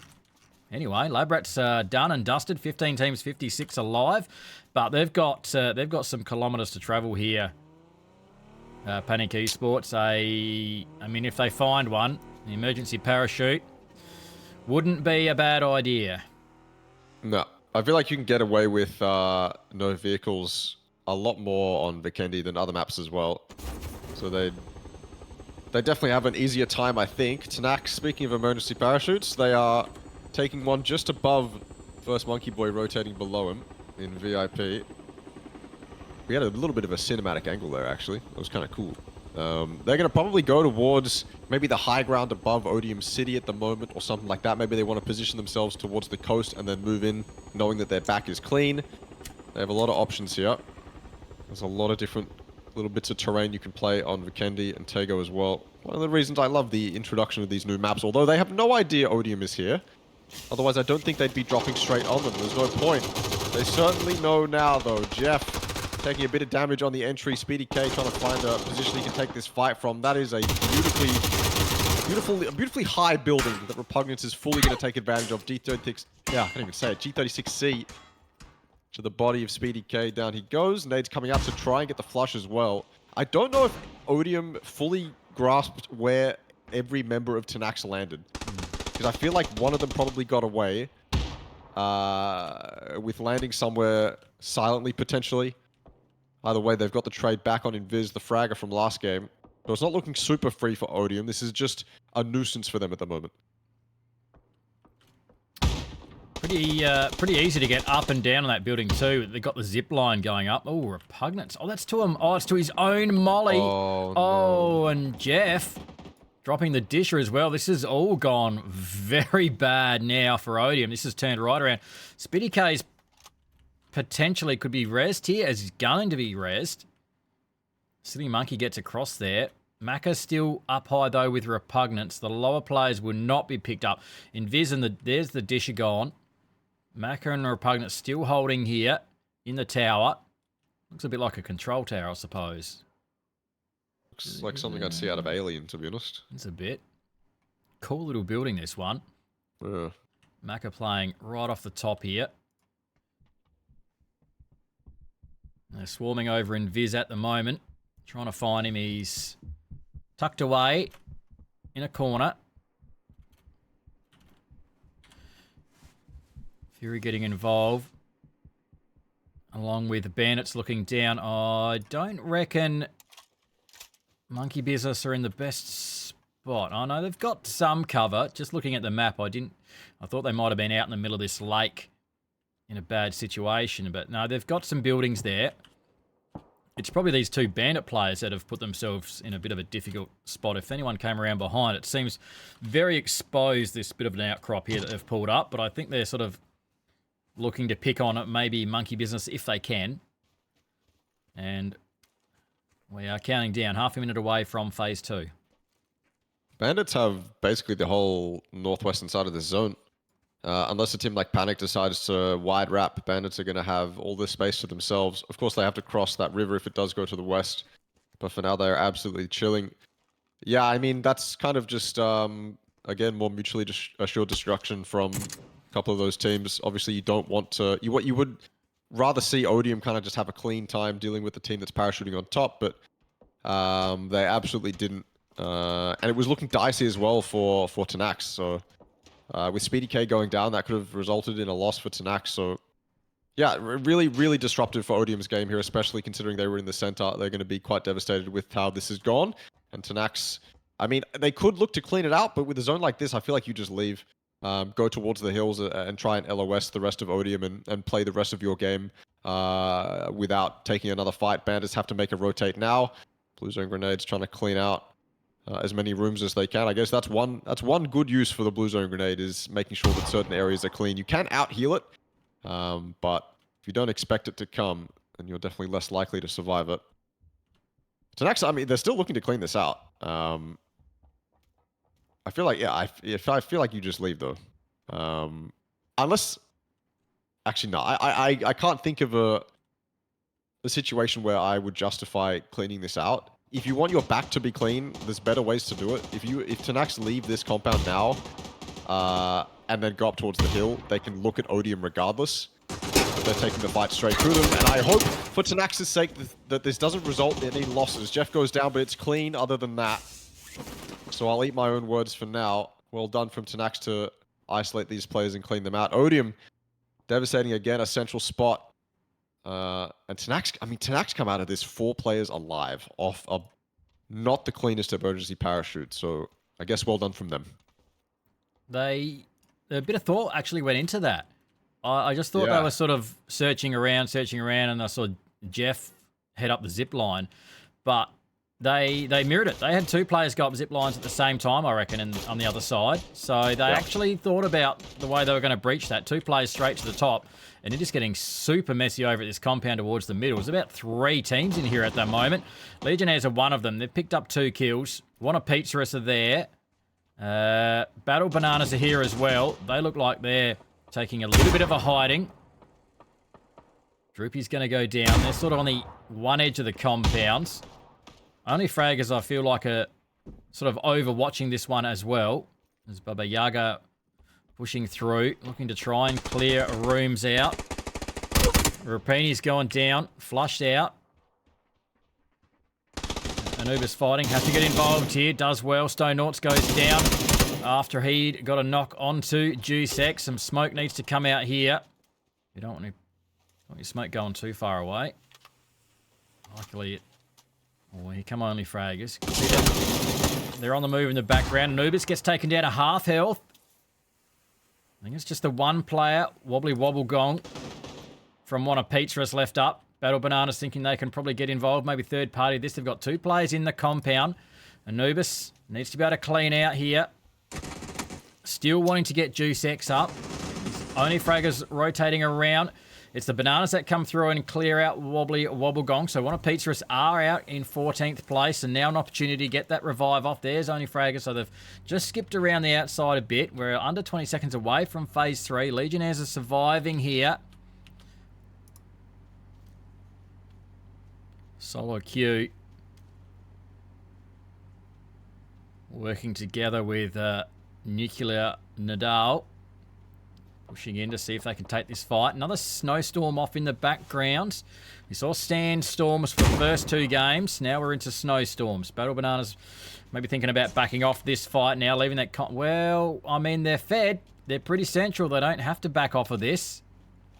They should be looking to maybe hold this, as Panic Esports have finally just decided to join the fight. They've wrapped all the way around to the north. They have covered some kilometers this game. Yeah. And I don't know if there's too much in the zone for them to play that's super ideal, but they'll have most of that northern side. VIP trying to get him out. Prog Dog goes down. VIP with 4 up. I believe it's just moshing left on top of this hill, so he has the high ground, but if VIP surrounds him, then he is certainly dead. Smokes come out. This is a defensive mechanism, but so do the grenades. A nice bait, I suppose, with that smoke. Wasted some utility from VIP, but that is about it. VIP are slowly encroaching on his position. And now that they know where he is, the trade should come out any single moment. One tap gets an angle on this rock. Yeah, easy as that. And VIP have space on the south to work with too, and time to make it into zone. That compound, there is certainly an argument for sharing, but straight onto Tanax. Fighting Fury, not as free for Fury this game, although right now they're winning this engagement. But it's still not ideal. Down goes Cow. Out of the game for him. So it's going to be a bit harder this time for Fury. 2 up for Tanax as well. Losing members on this entry. Trying to get the hell out of here, I think. Or maybe set himself up for another fight. Nah, certainly not. It is time to get out of here. You've lost this one. It's time to move on. Yeah, you did some damage, but now you just have to abandon it, pull out. Lucid Freak, I don't know how he's going to, though. He's got this rock to work with. Smoke's behind him as well. But Fury know exactly where he is, and again, his teammates just left. Bandits are getting involved too now, though. That could help Lucid Freak out. Down goes Luke. This is certainly not free for Fury. 3 in a row looking unlikely as these guys struggle to get in. I mean, it's kind of just 2 teams holding them out. Silly Monkeys come back as well, realizing that the pressure's off now for Lucid Freak. They can regroup and take this fight together. I don't know how Lucid Freak survived that. He was essentially hiding behind twigs of trees. Silly Monkey has come back. He might need to pick up, or he's lost a tyre there. If he can get onto this rock, they may be able to survive and keep this car alive. Heikeman hasn't been picked up by Nikus. Nikus needs to go down. He's on 1 hit point, surely. 1 shot. Bandits are going to come through. It's actually... Oh, the grenade. Heikeman pushing in now. Lucid Freak is... Oh, he's going to be toast. Yes, he is. Yeah, somehow Heikeman survives. No, he doesn't. There's the early exit from Fury. They go out in 11th place. Bandits on one side. And it was Monkey Business on the other. That got a bit hectic there. Bandits survive, only to be greeted by a snowstorm. Killaroo trying to run this one in. He could run into Panic here. They've picked up 3 kills. Panic running parallel across to his left at the moment.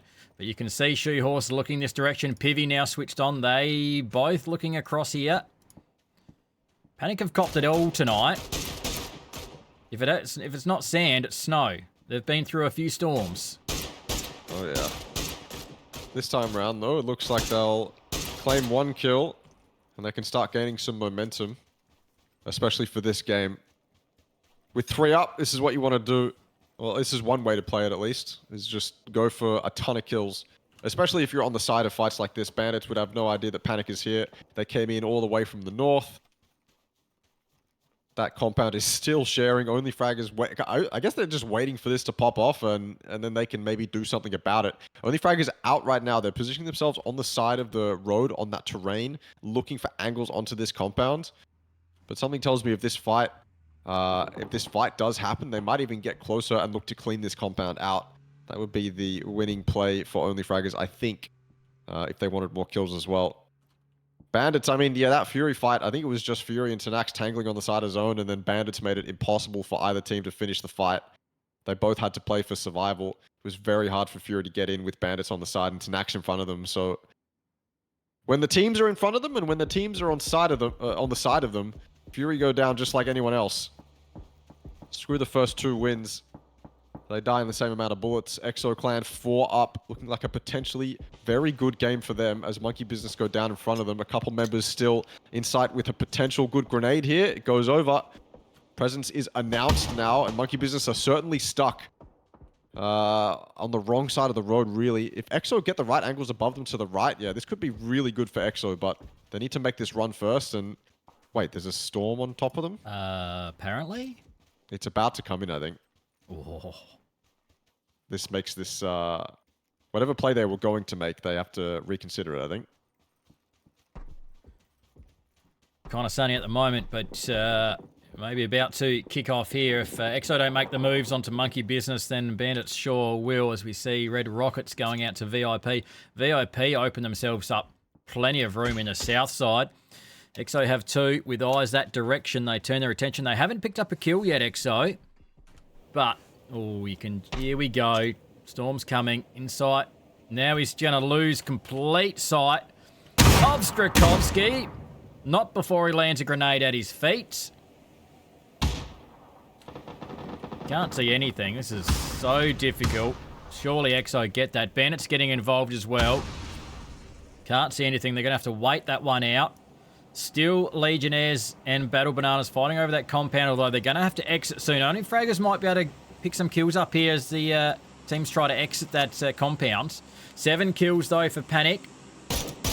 They're not in a storm this time. They're on the outside of it. They're going to get fed a bunch of crates, but that blue zone is going to be on the move, so I don't know if they're going to be able to reap the benefits of those crates at all. By the time they hit the ground, Panic may have to be on the move. At the moment, just on the edge of this zone. Irrelevant started pretty well. Down to 2 players. Blessed up to 4 kills now. But things are going to be a bit difficult now. Only Fraggers coming in one side. VIP the other. They got 1 tap lurking. If he can land this well. He doesn't.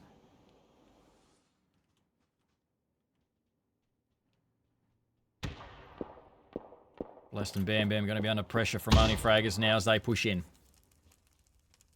Only Fraggers opting not to go for the compound fight because there's no point. Hasn't popped off yet. So there's nothing to take advantage of. Instead, Irrelevant. That is clean as you like from Bawater. You may as well take it. When they announce themselves like that, pick the whole body over the ridge for you. Getting shot in the side, though, from Greg shot off in the distance. So, I mean, that's info now that you can't necessarily make this push. He does have nades. 1 nade, 1 molly. I bet his teammate probably has some util to use as well, but is it worth it? Or do you want to save it? The Irrelevant kill will get stolen, I believe. VIP in the from VIP in the background. Now Only Fraggers can kind of just move on. They know that VIP is controlling Irrelevant. Or did Irrelevant die and I just didn't see it? Well, there's still one up in the blue. Blessed is rotating around. There's the compound fight. Legionnaires will take it. 6 kills for them. We missed it, but it looked pretty damn clean. They should be able to res Anubis as well. Panic are on that side, though. Blessed goes down in the meantime. VIP versus Only Fraggers potentially about to happen. Here's Empty making a spray that just doesn't pan out. Bandits will clean him up, but Exo still have 4 members alive. That's a nade as well. This fight should be over. Exo should clean this one up. Bandits, they've been pretty good this game, but... Oh, wait. Oh my god, you see what happens to the scope when you've been in the... That's kind of cool. That is kind of cool. Although I feel like if you're inside, that would annoy me. Look, as a caster, I'm like, okay, that's kind of cool. Cool little detail. But if I was playing, that would annoy the hell out of me. Yeah, probably just a little, you know, a min-max thing that would just annoy me, but... Oh, wow. Anyway. Exo keeping 4 up. Now they have even more resources to take on anyone they want in this zone. Insight looking... He's trying to just limit testing right now. Is Insight looking for space. He's going to come back and back up the rest of his team because I think they want to take out Bandits. Yeah, they really need to. I think Insight was probably hoping he could have held on to that high ground because it was in a pretty good position, but this fight is dragging out a bit and he kind of wants it to be done here. And Bandits are putting up a hell of a fight here. Another knock there onto Empt. That's 2nd knock, I reckon, on him. Akita's just picked him up. So Insight's got to get in and get this one done. They're still pretty wary of VIP on the other side. Not wanting to crest too far. Akita has to get this finished. He's going to go for the revive. Insight's actually backing off. Just backed off for the rock, and that's, well, Bandits on the move. Hit a headshot. They're low. Pulling up. How are his sights still all iced up? That is a real pain. That's... Yeah. It could be a spectator bug. I'm hoping it's a spectator bug. Could be. Bandits, meanwhile, have just put themselves within range of VIP. Greg shot coming in one side. Insight coming in the other side. Rain's about to be eaten alive here. Greg wants it. Insight wants it. Sands is there as well. Insight puts Greg down. Maybe he can clean up Sands. He does have a grenade. He seems to have been hanging on to it. VIP go. So... After Greg shifted away from Only Fraggers to get rid of Bandits, gave Only Fraggers a little bit of an opportunity to open up. Meanwhile, Panic have just been chilling. Finally, Bandits go down. Empties finally sees to that. Exo find themselves very central in the zone. We'll go to the other side where Legionnaires with 7 kills. Gotta hit those. Takes shots from the other side. It's Panic Esports that are pinning these guys down here at the moment. 7 kills. Legionnaires have done well. 8 kills for Panic Esports. They've got the high ground, but phase 6, and we're counting down 40 seconds away from phase 7. These guys are right on the edge here, so this could go away. This high area that they've got could be well out of play in 30 seconds' time. Sharing it around after losing suspect early. XO starting to open up too now as empty. That is, yeah, that was the third knock. He's bleeding out fast. Yeah. Empty just not having any luck. I was going to say for Panic, I mean, look, it doesn't seem like EXO is a problem now, but that was going to be their problem. I feel like there was a moment in time there where EXO had the opportunity to push up to Panic, but now that Only Fraggers have eyes on the distance, now that the Legionnaires have found their spot in Zone 2, EXO are just getting ripped apart, leaving Panic on top of the hill, fully alive. Pubg is going to flank on Only Fraggers, and that's probably the winning play for Panic at the moment. They need that. If they want any chance in this, any chance at taking on Legionnaires in the distance, and any chance at cleaning out these EXO players as well, Pubg needs this pretty damn badly. He's looking for it. Oh no, he's been spotted. He's prone, but he gets it anyway. That is actually pretty damn clean. 11 kills for Panic, 5 on Pubg, 4 on Shoehorse. Good numbers here. And they've kept 3 up as well. They lost 1 early, but towards the late game, they've been pretty damn solid. EXO, I feel like they were in an okay spot to potentially claim a lot of damage onto Panic, but once Legionnaires and Only Fraggers set themselves up off in the distance, it was so hard for EXO to push up this hill without dying. And Panic will happily take that opportunity once it's given to them to clean out their own threats and find their own room. Legionnaires, I mean, you can see they're not even in an ideal spot either. If they have to use smokes, then there's angles that they are exposed to, which means it's not super ideal. They have been kind of fed, though. The zone is towards them, but they can't suffer any knocks here. Down goes Shoehorse. That's good defense, I guess, from Anubis. He'll get the flush, too. Panic, that was an unnecessary loss. Legionnaires will happily take that. And there's still one of EXO alive in this, and he's currently going for the res. There he is, and Panic, after looking like being in a very good position, like you said, that was an unnecessary knock onto Shoehorse. And that was a straight fight at range with Anubis. Anubis was, dead to rights if Shoehorse had hit those shots. He didn't have much cover there. And now Panic are in a lot of trouble. Akita didn't get revived there. Legionnaires have... Oh, Dusky's so close. Pivy. Oh, he doesn't know. Oh, he doesn't get it. Dusky just gets it. Flushes too. Juicex is still there, though. Good utility usage. These shots does so. Panic go out. Legionnaires with 13 kills. We said they needed to step up. Oh, rip. Hits the shots. It is a 1v1. Juicex with 5. I like this. They've survived so far, and they'll get the win too. No way. Oh. Out of all the teams in that zone, I did not think it would be Legionnaires to get the win. Not at all. But I guess when the other teams aren't playing exactly perfect, you will absolutely take that. That was, yeah, I mean, well survived from Legionnaires, and obviously that endgame was played well enough to get the win. 6 kills on Anubis and Juicex respectively. That's a damn good game from them. Damn good game from Legionnaires, yeah. I was not backing them to get out of that. They seemed like they were pinned over on those far rises, but after that opening knock onto Shoehorse and flushed out as well, Panic just weren't close enough to be able to pick him up. I think one other, Pivy might have been already knocked. So it was just gave them that opportunity there for Legionnaires to move. Yep. EXO were more concerned with trying to get that last player up. I think Rip was running in. I don't even know how Rip survived so long. He was well exposed, way out on that north side. If Shoehorse was watching that way, Rip would have been gone well earlier.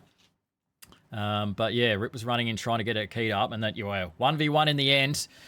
And Juicex does very well. Legionnaires, who we spoke about right before the game, they were sort of fumbling down towards the bottom 4 in 14th place. But here we go. This is the game that we wanted from Legionnaires. They've given it to us.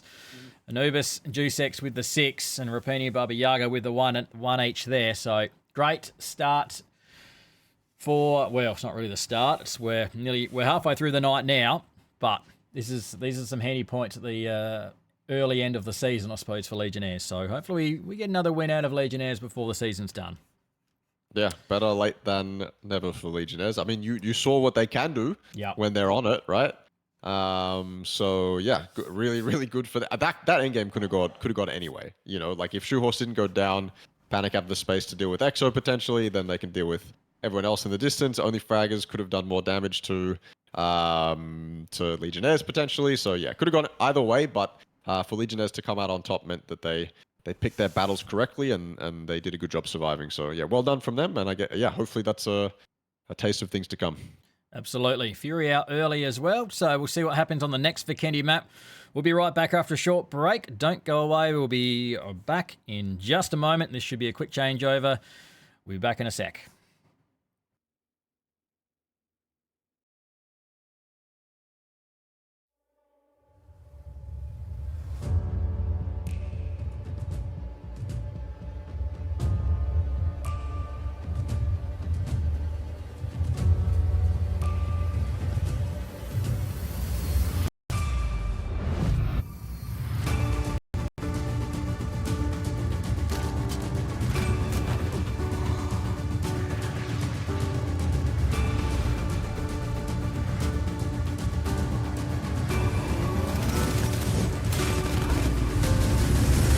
Do you feel it? Let's do this. Clear to engage. Go, go, go.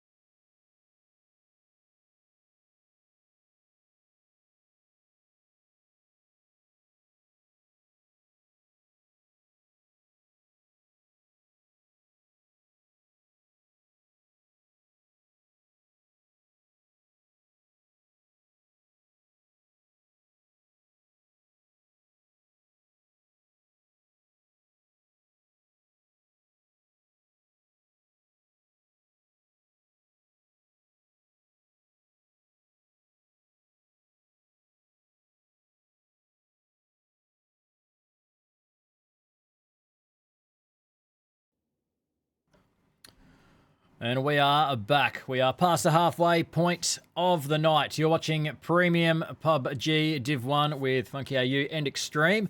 Second Vikendi map coming up in just a moment for the night before we finish off with 2 Erangel games. And finally, we saw an end to Fury's run. They took control of Miramar, but like we thought, Vikendi might have thrown a spanner in the works. If something was going to, be that stopper and stop the flow, stop the run of Fury, this could have been it. And sure enough, it was. And Legionnaires, we were looking for Legionnaires to sort of step up. We saw glimpses, well, not just glimpses, we saw plenty of Legionnaires last season Extreme, and they've shown us another good win again. Yeah, well done from them. I mean, it reminds me, they had a game last season on Vikendi as well, where they just survived for a decent amount of time, and it was beautiful to watch. And that game then reminded me of that. So maybe Vikendi is Legionnaire's map. They seem to be able to survive for quite some time on this map, and hopefully we can see it again this game as well. Because I feel like Legionnaires in the end game Always exciting to watch. Maybe they don't have the easiest of end games all the time, but obviously that's more exciting to watch, I guess. And then for Fury, that game, I mean, look, yeah, it is Vikendi, and they died early, but what happened to them could have happened to them on any map. They drove into the circle on edge at I think the same time as Tanax, and then there was a team on the side of them. That could happen on any other map in the game. Yeah, I mean, it happens, and they die quite easily. Yeah, for some reason it just doesn't happen enough to them on it. Yeah. I don't know why. It's just yeah. Anyway, we have a quick look at the scoreboard there and see off the back of that win, Legionnaires. We said they were down in 14th place. They needed to be better, and all of a sudden they're up into 9th place, within reach, of the sort of 5th place 10x at the moment. So good game from them. Let's dive straight into match number. What are we up to? 4. That's a bad circle. Yeah. So I don't know. This is something new, I reckon, for us for Vikendi. I don't think we've seen a lot of water involved in a Vikendi match over the last sort of couple of seasons that we've been playing Vikendi. I feel like we haven't seen much of the coastline of Vikendi come into play. So this could be one of those games. 10x already down there, only fraggers as well, very central. Get them out, and Panic just sort of on the edge. But there's a lot of teams that need to come in from the north. It'd be interesting to see which ones sort of push a bit wider and maybe wrap around castle direction. Okay. Again. Wait, same fight. Yeah. This is a consistent hot drop, it looks like, this season at least. Oh, that is really dangerous from Textile. A beautiful headshot. Surely they just take advantage of this. Irrelevant are under pressure right now. Flex is under pressure, but maybe a bit too overzealous. They'll get the trade anyway. Rems is here to get a flush as well. The rest of Irrelevant are coming in. Bam Bam's on his way, but I think it is way too late to consider this one a victory for Irrelevant, or even anything else. It's quite dire. B2 did die for immunity, but I mean, I guess officially now they are 1-1 against each other. Well, this is true. Now we have to wait a couple of weeks before we get back here and see if they drop the same compounds. Yeah. Because next week we'll have double Tagos. But another two teams that are close. Oh, this is very interesting. Wendo is watching down on this little bit of an exchange. It's not been an exchange just yet. I thought these two teams landed clear of each other down here, but somehow...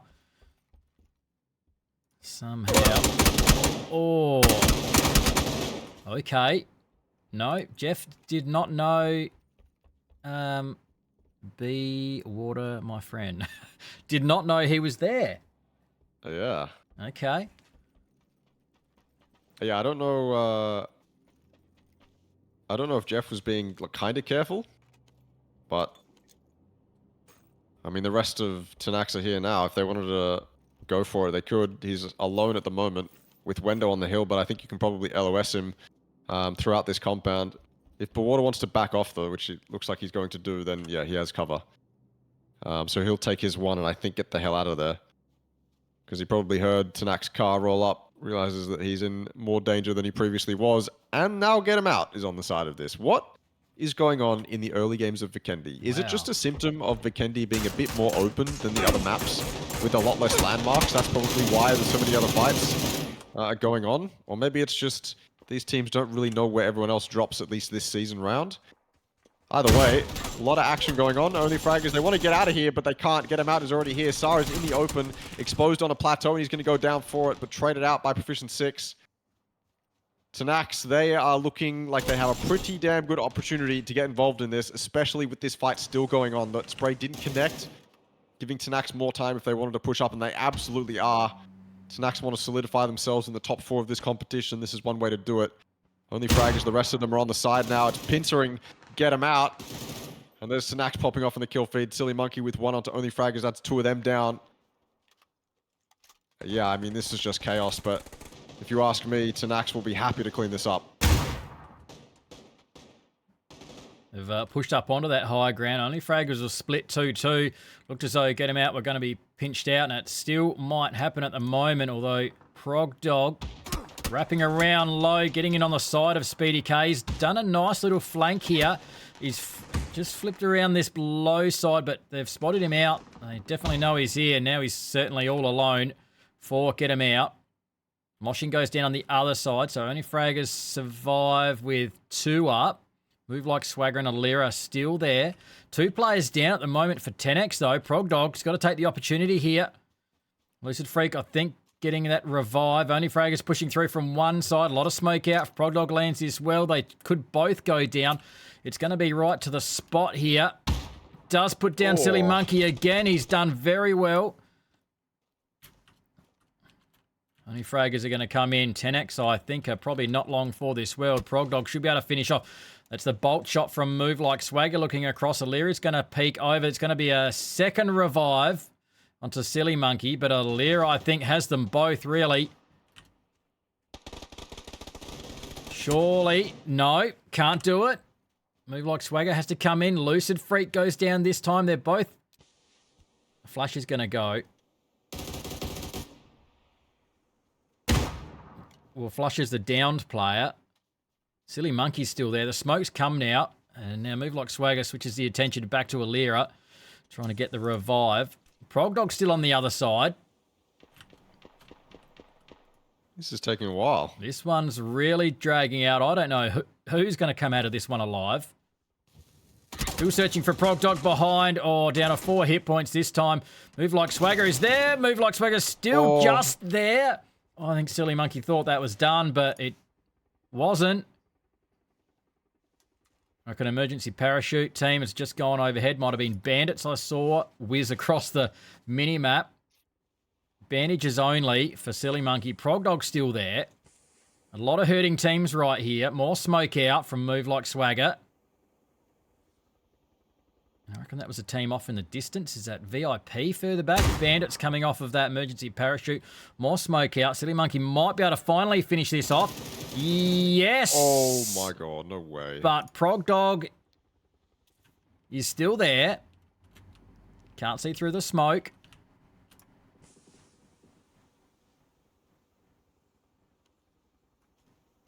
Just the one kill for get him out. This is really drawn on. A lab rat's currently going over the top. Oh, what? What happened there? I don't know. It seemed like a bit of lag. Silly Monkey should have been completely cooked there. Still the 1v1. Oh, Long-range shots from VIP. I think. No? I don't even... Yeah, they're coming from from somewhere. he's just like, I'm getting out of here, Progdog man. I don't know what's going on. Bandits are getting shots in. He's had enough. Progdog's out of there. We've seen multiple teams on emergency parachutes. 2 teams, 2 orange teams. Red Rockets and Monkey Business rotating in from the west side. Oh, there we go. Finally. Get him out of gone. Bandits, we saw lose Sands early. 10x are still... They've survived. Somehow. What a weird engagement. That really dragged... That was... I don't know, it was a different one. I feel like Fury are they wanting to get on a cable car? They definitely could. Looks like they're waiting for it. They lost Cal.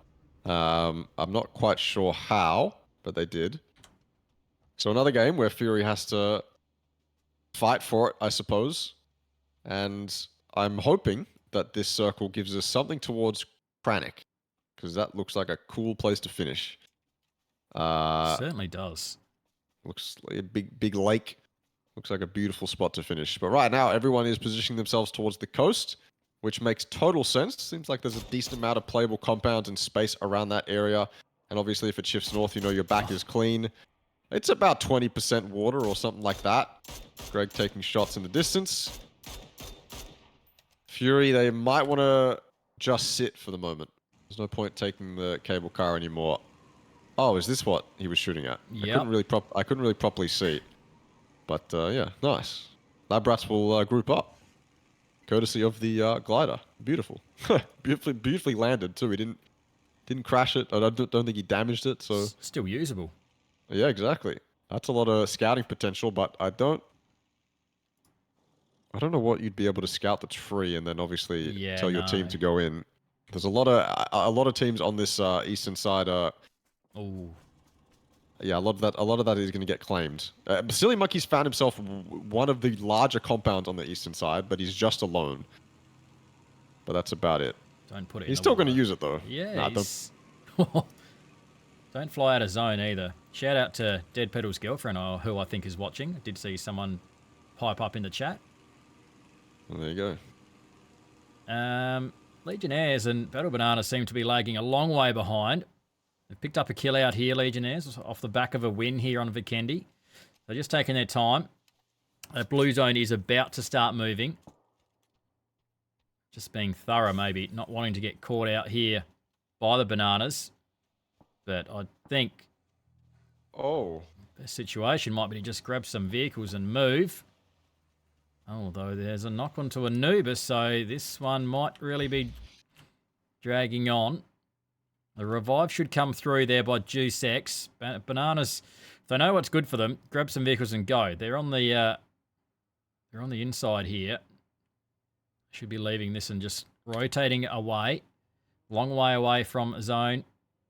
Well, not that far. They're a kilometre away. They need to get moving. Odium are late to the party. They're on the move. Panic, like you said. Pretty well fed. Pivy sitting down on the coast. So we talked about not seeing much of the coast. It does, I mean, the coast here, it seems pretty, doesn't seem to be too rocky. Seems very playable, really. Yeah. Nothing too crazy. Kind of open, I guess. If you were to be sharing it with someone, it probably wouldn't be the easiest thing. The sight lines look kind of open.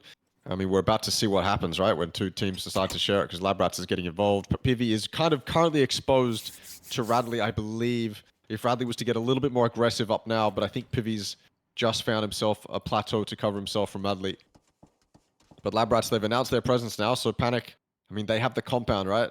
It's clear that Labrats can move along the coast if they wanted to, and LOS Panic, but now that they know that Pivy's out here and exposed, once Radley spots that smoke, he's going to have full info on where he is. Oh. Surely you saw him.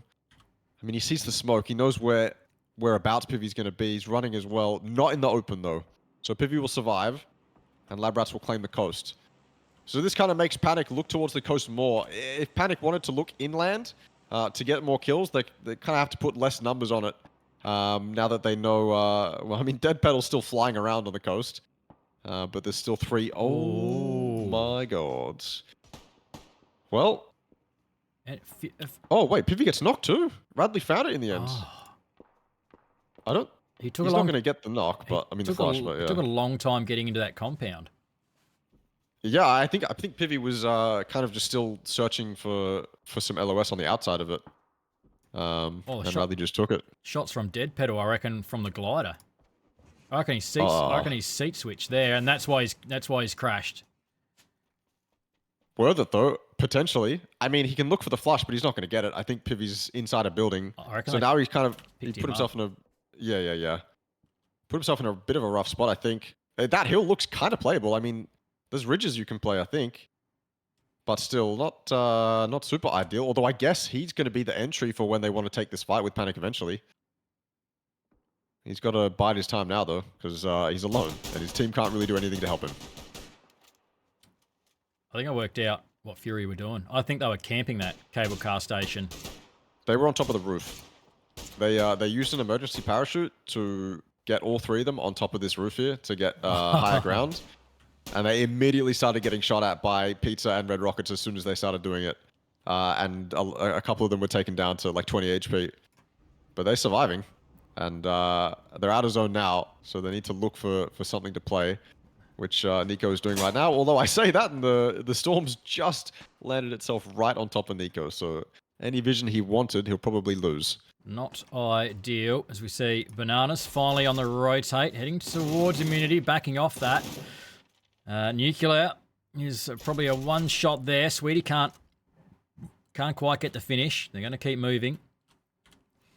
I mean, I was looking at the map, and Fury, if Odium were at the other end of that rail car station they were in, so if Odium had got on that, they were going to feed straight into Fury, and that could have been carnage.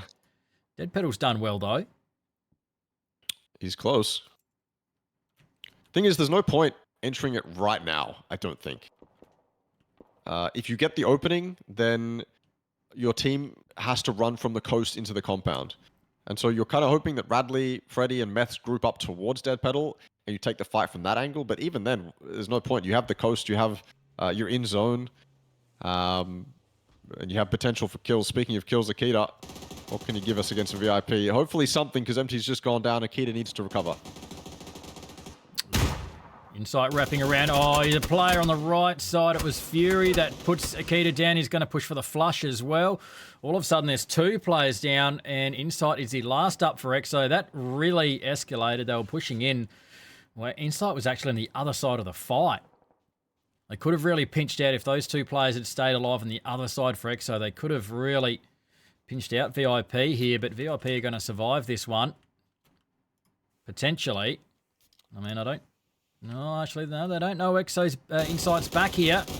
I thought he was going to get Fury, but he's not just yet. So, it's not swinging his direction just yet.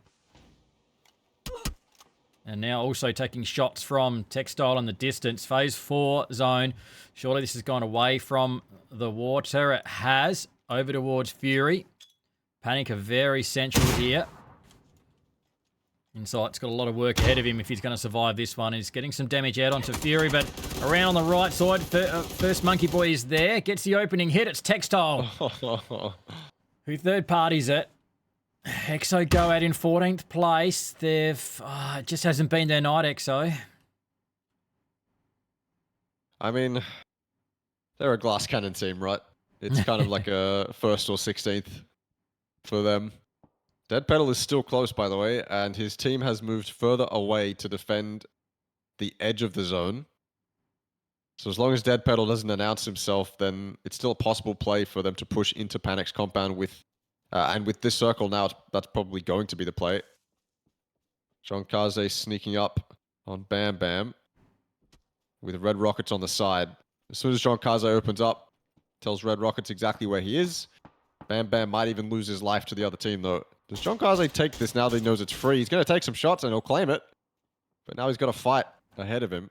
He's not in zone. He has to run along. He's got a nice ridge to LOS the rest of Red Rockets. So he'll claim a kill and get away with his life for now. Odium on the edge of zone with a couple other teams involved as well. VIP on the north. Immunity on the south. Textile getting involved. A beautiful nade. Odium are just getting ripped apart. And what are you going to do there? When there's one team above you, one team below you, and you're in a bowl for them to wipe you out in. That's a good spray from Textile, but damage back the other way from first Monkey Boy. So VIP not going down without a fight, although that was excellent from Textile. He needs backup from Sweetie now more than ever.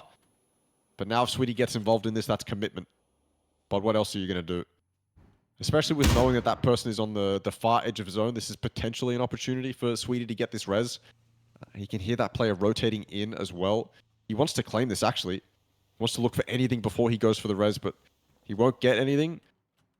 So with this traded res, it should be a straight 2v3 on this edge. If they can get him up in time, he's going to come up. Utility comes through. Textile could walk into that. Sweetie playing off the back of that. That's not good. That's not good. There's smoke out. He's going to be spotted here. Surely the spray's through the smoke. The blue zone is right there as well. There's a storm coming through. VIP with 8 kills. One of their better games so far. Sitting down in 10th place. This is good for them. Zone's away from them. Fury still surviving with 3. Pizza have got 1 up. Luke and Heikeman over there looking to pick off any players trying to push in. And looks as though Labrats did lose that one player. Dead Pedal must have gone off the edge of that compound where he was sort of lurking. Yep, he did. Ooh, Thingo. Red Rockets still kicking along. They've got 4 kills. Ducky should be able to be revived here. What is this? A bunker? Oh, that's cool. That is kind of cool. I did not know that was there. That does look cool. How deep does that go? That's interesting. We'll look at that another day. Anyway, Storm off in the background. Wobbly Wobble Gong alone. 3 players from Red Rockets in front. Nikus has got across to revive Luke. So not only have the Red Rockets got a sort of contest with a player come along behind. No helmet on Ducky there. Wobbly Wobble Gong's just going to maybe try and ghost them in here. Let them deal with Fury. All of Fury across here. Thingo again. Heikeman is low. That's not a bad grenade now. Wobbly Wobble Gong opening up from behind. Red Rockets are doing very well against Fury there. Heikeman was very low. Luke's gone down. And actually being confirmed. Silly Monkey steps up for 10x. He's awake. He lives. Yep. He lives. We haven't seen anything from him for a while. Red Rockets finally go out. Wobbly Wobble Gong's opened up. Done well. He's very low. He's not even a one shot. He's a half a shot. And Heikeman gets the easiest of kills. Fury are down to 2 players, taking shots from long range as well. Nikus gets down into some smoke. Gets supported by Heikeman. 4 kills, Fury. Certainly haven't had things their own way on Vikendi tonight. And we're down to 5 teams, 13 alive. Potentially a saving grace for Fury in the fact that Wobblegong was behind him and was messing with Red Rockets. Because if that didn't happen, then I feel like Red Rockets had their number. So Fury will survive, and yeah, Silly Monkey, he's definitely, no one's contested him on that northeastern side of the zone at all. Everyone's kind of fought towards the coast, towards that road, so he's had it all to himself, and he still does. Dead Pedal going down means it's a lot harder for Lab Rats to find themselves a way into this zone that doesn't involve passing Panic. And now they have to. They are forced to right now. Dead Pedal could have opened up on Suspect and given them a rotate path in from the coast straight to that part of the compound, but instead, Dead Pedal died, and now what do Lab Rats have? A lot of open ground in front of them that Panic know they have to cross, and Fury are even watching that ideal path as well. So maybe straight up the guts for Lab Rats is ideal. They need an opening knock here onto Panic. And if they get it, to be fair, that's good. Because Panic are really split right now. And if Panic aren't looking, I mean, that's another opportunity for Meths, I guess. Screw it, all 3 of you. No one's looking our way. Dusky looks like he might be checking it out just briefly. But I think by the time he spots them, it might be too late. They could already be on their walls. Fury is the only other thing potentially saving Panic here from letting Lab Rats inside their compound. But Fury aren't looking just yet either. I think Dusky just spotted them. So now it's go time, but Fury know now as well. They'll take some damage from Meths, trading damage back. Freddy's got to get inside. Looks like he is taking a lot of damage on the backside there. Down he goes, Dusky, with that one LOS that was going to spot them. Will take down Freddy. Maybe it's worth leaving Freddy here as well. You need to get inside now that that damage has been done. And a knock as well from Meths. That's good. That's really good, but not good enough. Too much time taken. Suspect will claim it with a nade. Is just now Rattly alive. Panic looking to clean this up and have a much cleaner game from here on out. And they'll do just that. Lab Rats with an opportunity early on, but they made it very hard for themselves with Dead Pedal going down. Now it is a 4v3v2. And Silly Monkey went down in the meantime as well. So no one is on that northeastern side to mess with VIP anymore. It is a south, west, and eastern front from all 3 of these teams. And the zone is going to make this a lot harder for a team like Fury and a team like VIP eventually, but right now they can just chill. I mean, shout out to Meths back there for Lab Rats. He did really well. Yeah. In the face of 2 Fury guns just peeking over a ridgeline. Meths did well. Right. Dropped one of them. I can't think which, if it was Nikus or maybe Hiker. Who's, in fact, yeah, might have been Nikus he put down. So really nicely done. And, Greg shot on the run. Pivy drops him. Out there picking up some loot where Silly Monkey was. Fury's close by, though. All 3 players in zone. Someone's got eyes. Shit, Shoehorse across there. They've just got a slight ridge to play with. It's not a bad split from Panic here, and they've got a little bit of high ground to play with these buildings. These 2 compounds they're holding, or this long compound. I feel like Lab Rats had given up this compound and pretty much let Panic have it. And they've managed to hang on to it. Another knock. Heikeman puts them both down. The revive had just come off. So Pivy's come back to the party here. And the zone goes away. Goes out to first Monkey Boy, in fact, who is, well, he's at the bus stop. Yep. That's why he's looking back the other way. He's got no cover out that side. Good thing there's no players out there. Finally, those two from VIP go. First Monkey Boy alone with 3 kills. VIP, 9 kills. 700 damage for first Monkey Boy. Ooh. I did see that. I thought maybe. Look at him. He's considering it. Do I? Thing is, there's no one sitting in one spot that they can't move from anymore. No, it'd be difficult. Ironically, the best thing he could have done, or the most easy thing, would be to kill his own teammates with that. But obviously, you're not going to do that. So no. Would have been interesting. Oh, the move is on, though. Move is on from Panic. Full squad alive. They know the numbers. I don't think they know first Monkey Boy is sitting in a bus stop. Opening knock from Pivy with the Org. Heikman goes down. Fury have taken a bit of a beating this game, but they've managed to scrape into the top 4 here. Niku's spotted out, or at least heard. Suspect turns that direction. Heikman flushed out. 1 player now. They close in. It's a 4v1v1. Nikus does get a knock onto Dusky. Suspect's going to get active on this. Just spots out Nikus. Who's going to win this fight? It's going to be Nikus. Pivy. He's going to come through here to see if he can get rid of Nikus now. Grenade comes through. Can he get another one? Grenade goes past. He lets it get through. Can he follow this up? Blue Zone is at his back. He does need to keep moving. First Monkey Boy on the move in the background as well. Smoke going. I don't know if he's got a...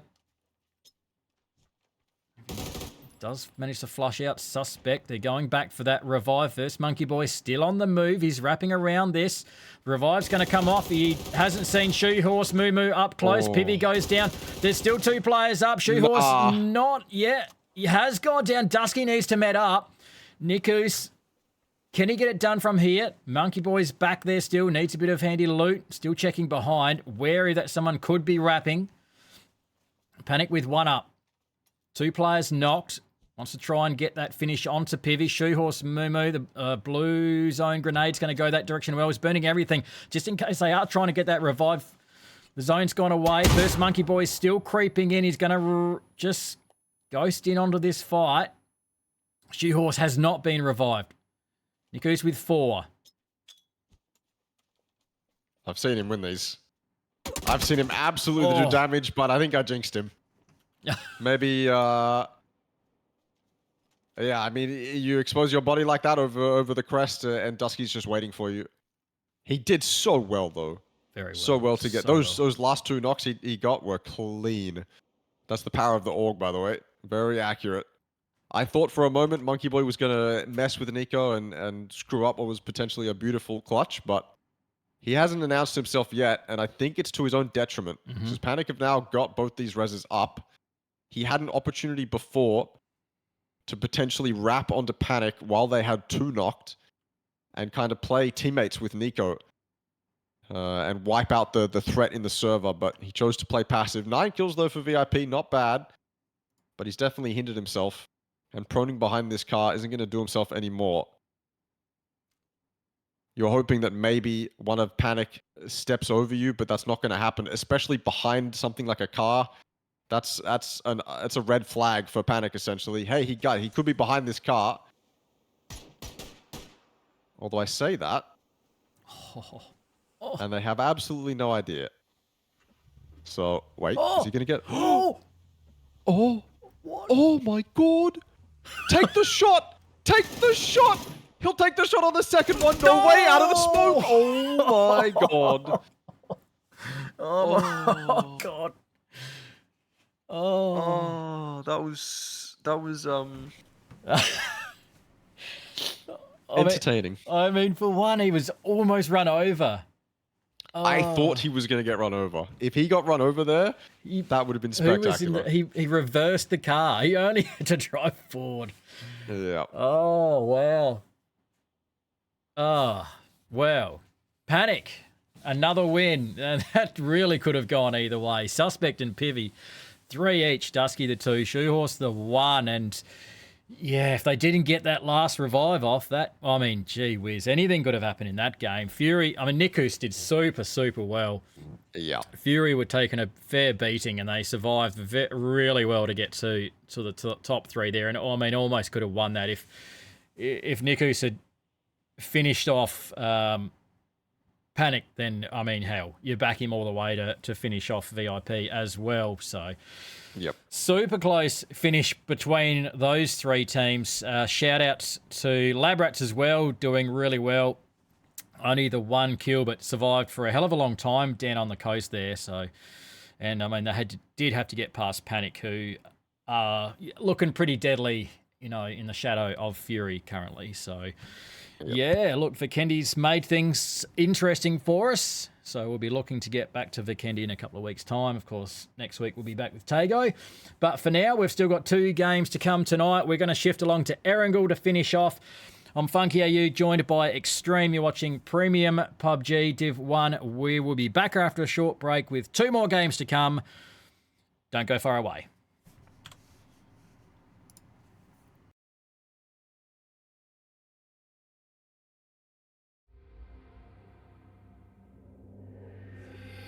You said that I'd never make it far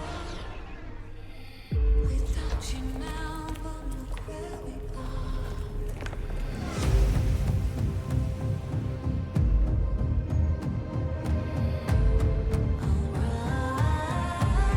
I'll rise above it all. With the sun rising.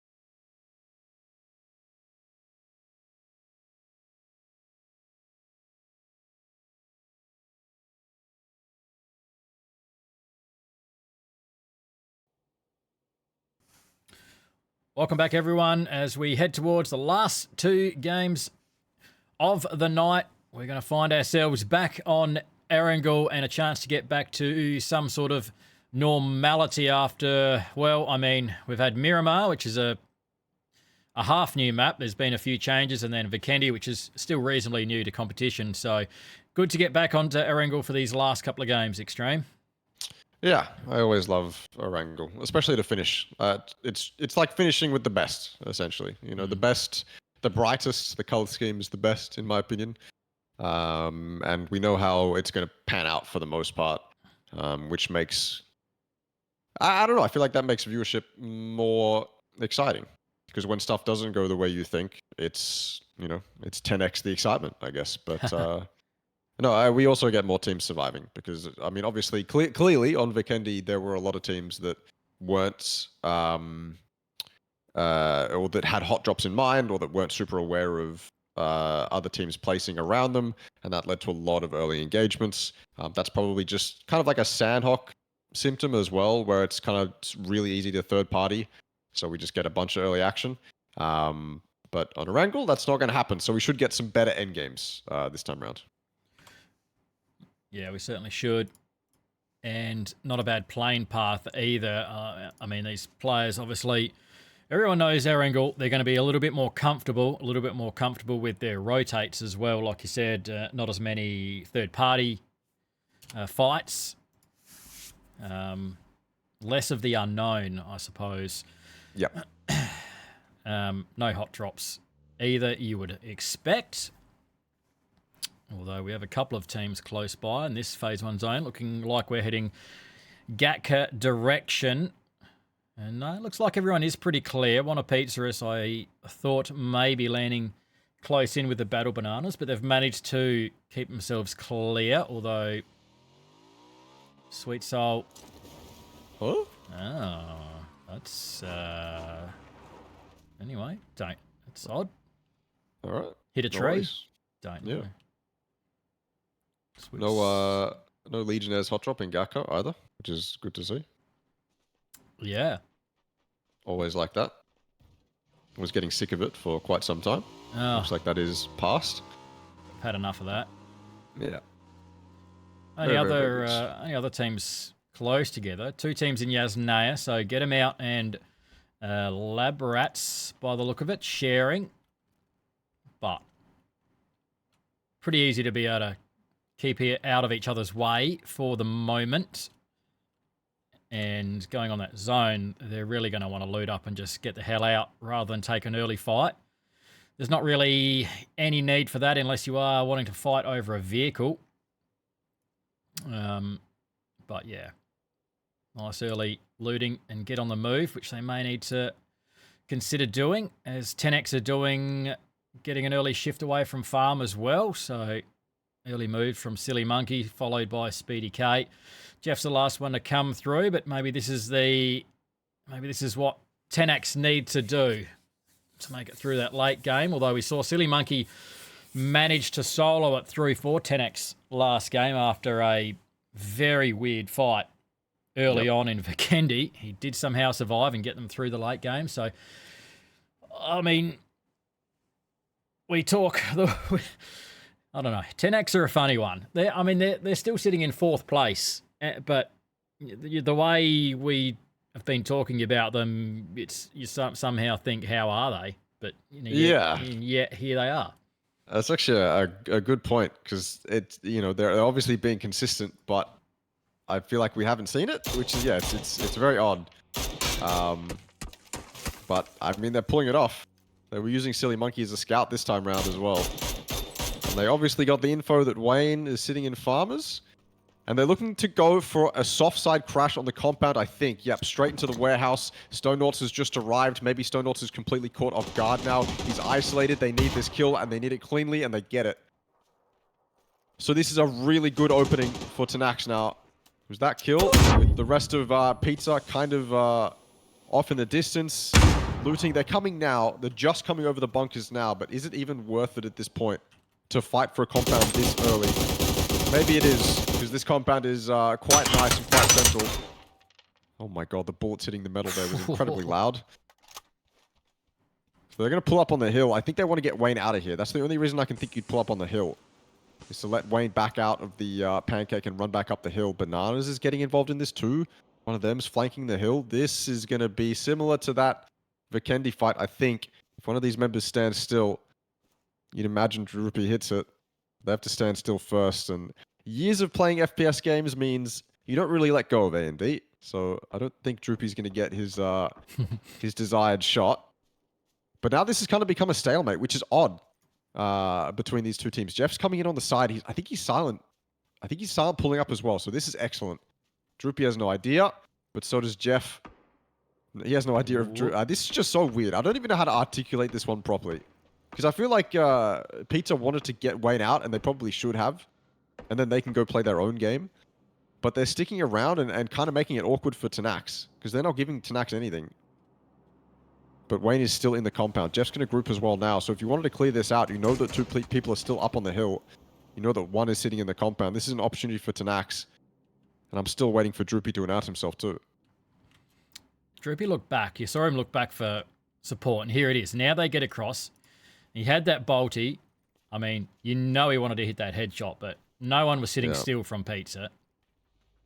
And now they could be committing. Okay. Bananas have completely missed out, and Pizza are throwing everything in there. And I don't know if bananas pull up on the top of that hill. Jeff's just walked around this open side, and he could have some. No, he's out there on his own. Pizza have put themselves all in the pancake here.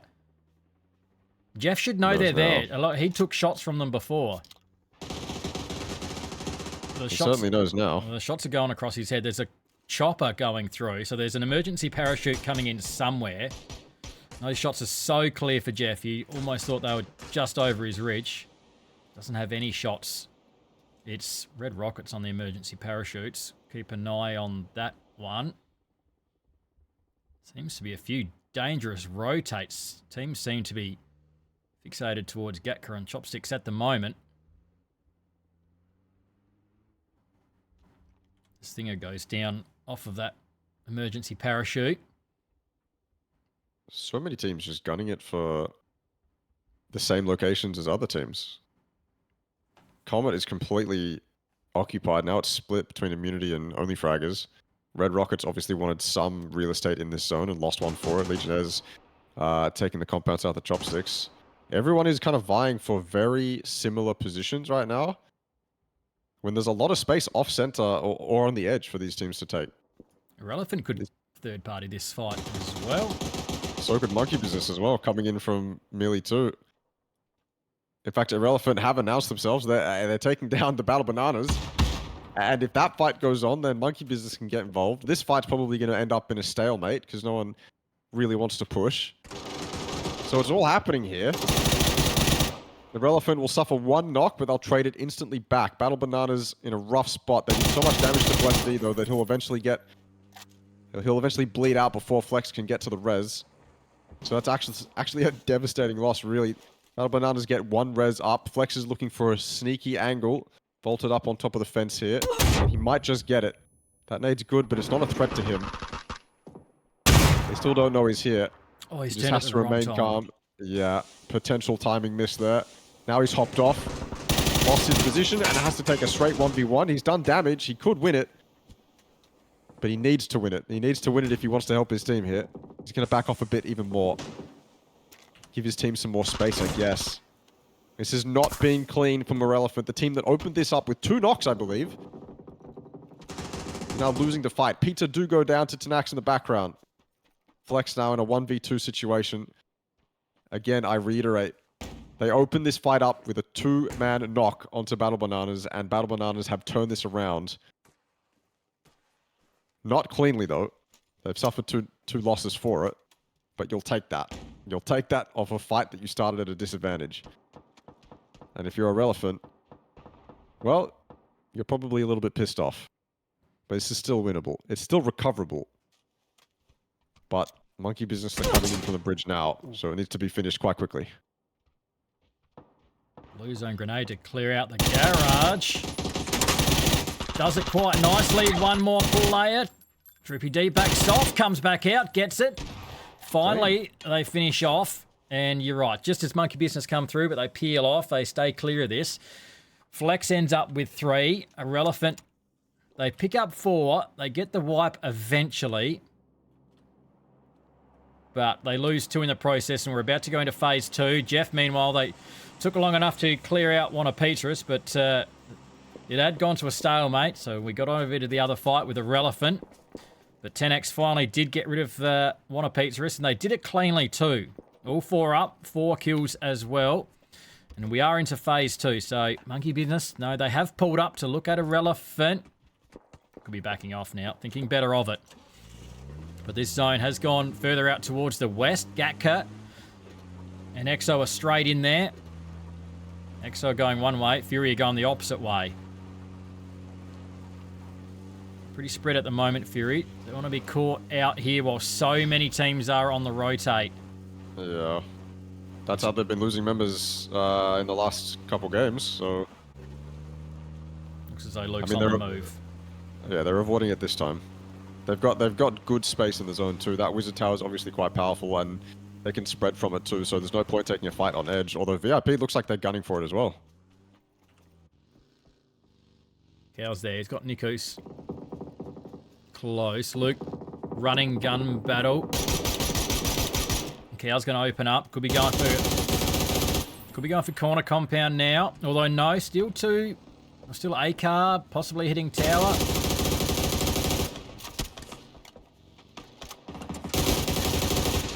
Oh, Luke, so much. One of those players is very low. Oh my god. One player put down. Greg's going to go. This monkey boy should make it across. They can regroup as Greg shot does go. Fury pick up a kill. Gatka's got busy. Exo with 4. Panic are the ones that have copped it. Shoehorse is there. There's a Panic player. Suspect's dead on the edge of town. Dusky's gone. It's Pivy that's been caught out in the field. Empty with over 300 damage already, and they're closing in, wanting to get rid of Shoehorse Moo. Still one player cruising around. Empty drags it around. Can't get it done. Comes out. The drop shot from Shoehorse doesn't come off. And that's an early exit for Panic. 2 players are down. Akita and Rip both knocked. There could be shots coming in. They're both there, huddled in a corner, trying to survive. Empty will get across there. I think they're safe. No smoke out just yet. Do have to be careful. Immunity on the move now. Maybe they saw these shots or heard the fight. What is this? Oh, the Aston Martin. There you go. That looks kind of goofy, doesn't it? Kind of looks like a little family SUV. Looks like a Tesla as well. And Textiles just completely flipped his vehicle. Does a bit look like it. Yeah, it does. Like a Tesla. Luckily for Exo, that fight was isolated, and immunity want nothing to do with it. Because you're right, that kind of alluded to it. That could have got a bit dicey. Inside is by himself in Weekender, so maybe he can probably just stay there solo, especially if his car is ready to go. Fury, what I wanted to touch on, that Fury fight between them and VIP. Fury have the position in the center of zone, and VIP are rotating past. If Fury put themselves out of position just to get a couple kills on rotate, then that's an easy way for them to lose more members, especially if there was another team around to capitalize on that kind of Mad Max chaos. But that wasn't the case, so Fury are allowed to stabilize, and they're going to need to probably group up here, maybe play 2 towards the road and then 2 towards the Wizard Tower to defend from their south. Bandits to Nax, they're setting up towards the southern side there, so more work for Fury to do. Get him out, sat nicely inside of the swamp. Immunity have put themselves up on Radio Tower, which is a spectacular spot for them. Monkey Business rotating towards the west. VIP will sit and defend their southern side too. And there's still a couple teams that need to come in from the east. I wouldn't say that this zone is too difficult for these teams to get into. There's still spots that you can play on edge, even if you're coming from the west. But without a doubt, that southern side is going to get a bit busy. It looks like we're going to have two 4v4s just kind of pop off. I mean, it's a 3v4 for VIP, but one side for Fury, and then obviously one side for Tanax trying to make their way in. That'll be very interesting to see. Whoever wins their fight first can just third party the other one, right? But I'm getting a bit ahead of myself. That hasn't yet happened. I mean, something's going to happen, surely. All these teams coming in from the south, and it looks as though... No, they haven't left yet. Hykeman and Nikus is still there. And I'm hearing a chopper come in, and who's going to be... Oh, it's Odium. Odium coming in from the east side. Interesting to see where they're gonna drop. Insight's got a bit of support now. He's got Akita with him. 5 kills Exo. Importantly, full squad alive. 10X actually are getting into something with VIP, so there we go. Silly Monkey tries to make that cross, can't do it. Speedy was still there. Oh, Fury backs off, taking shots though. Lucid Freak's going to push in onto that building. Fury hears it. Free fire through the door. Lucid Freak just runs straight into it. Fury's done well there. VIPR reduced to 2 though. Maybe able to get another if you can get rid of Silly Monkey. Speedy K still has to make that cross to be able to get the revive. I think there's smoke. No, there's not smoke out. He can't. Spotted through the fence. Oh my God. Fury doing very nicely. Grenade's going to be to the corner, but Speedy K might be able to just crawl away from that. Jeff in the open. Nope. Oh. Yes, yes, yes to Fury. Does very nice. Fury with 4. Is that a squad wipe? It has to be. I believe so. Goodbye, goodbye 10X. See you later, says Fury Oz for VIP. Loses his team but survives. Again as well, we weren't looking at it, but Tenax opened up with a knock onto VIP. They opened up with a nade knock, which was a 4v2, and the team on the back foot still comes out on top. A nice 1v4 from Fury. Definitely something Tenax is going to never, ever want to happen again, because that should never really happen. Nope. Especially in the way that it did. So, I guess a bit of VOD review for Tenax, maybe. And meanwhile, Fury has been defending against Bandits. Bandits have left 1 or 2 behind in Miller and someone else, and the other 2 have sent themselves forward ahead of Fury. Still good defense, though. Fury maintain their position as they go rotating through the field, trying to not get their tires popped, essentially. Because you know if that happens, Fury's going to have a shooting range. The car stuck in the field. They'll make it in, though. Bandits ahead of Fury. I wouldn't necessarily say they're in a better spot, though. They have Legionnaires to LOS, and then obviously they're going to have to deal with Fury pushing behind them as well. So Bandits will avoid 1 team, but put themselves in between 2 more. EXO will sit pretty in Gatka split with Weekender as well. They eventually opted for that 2-2. Immunity also 2-2ing. And a 2-2 between Get 'em Out in the Swamp as well, as EXO just pepper the team. Yeah, Red Rocket sitting off there in the field up against that rock. Probably the one reliable piece of cover in this field. I don't know if they have a car to get out of here. Hold on, let me just go over to them. Doesn't even matter, they're dead. Alright, never mind. So EXO will claim that, all 3 of them, actually. Empty with 2, Rip with 1. And now EXO, well, now they have more room to move. That's a threat that could potentially have breached them completely gone. So these 2 players in Gatka are eventually going to have to kind of be the front line for whatever offense they choose to take. Fury have sent it straight through, straight past Bandits, straight onto Odium, thrown on the stairs, close up mini, 8X, he'll get it. Trust Nico to get it done. And Fury somehow only Heikeman went down in that scenario. Nico goes down to a nade. Legionnaire is still very much in the picture. Not Odium, Legionnaire, sorry. Cow on the back foot as well, in the back line as well. Luke and Cow trying to save their 2 teammates from going down here, but it's so hard, so difficult to pull off.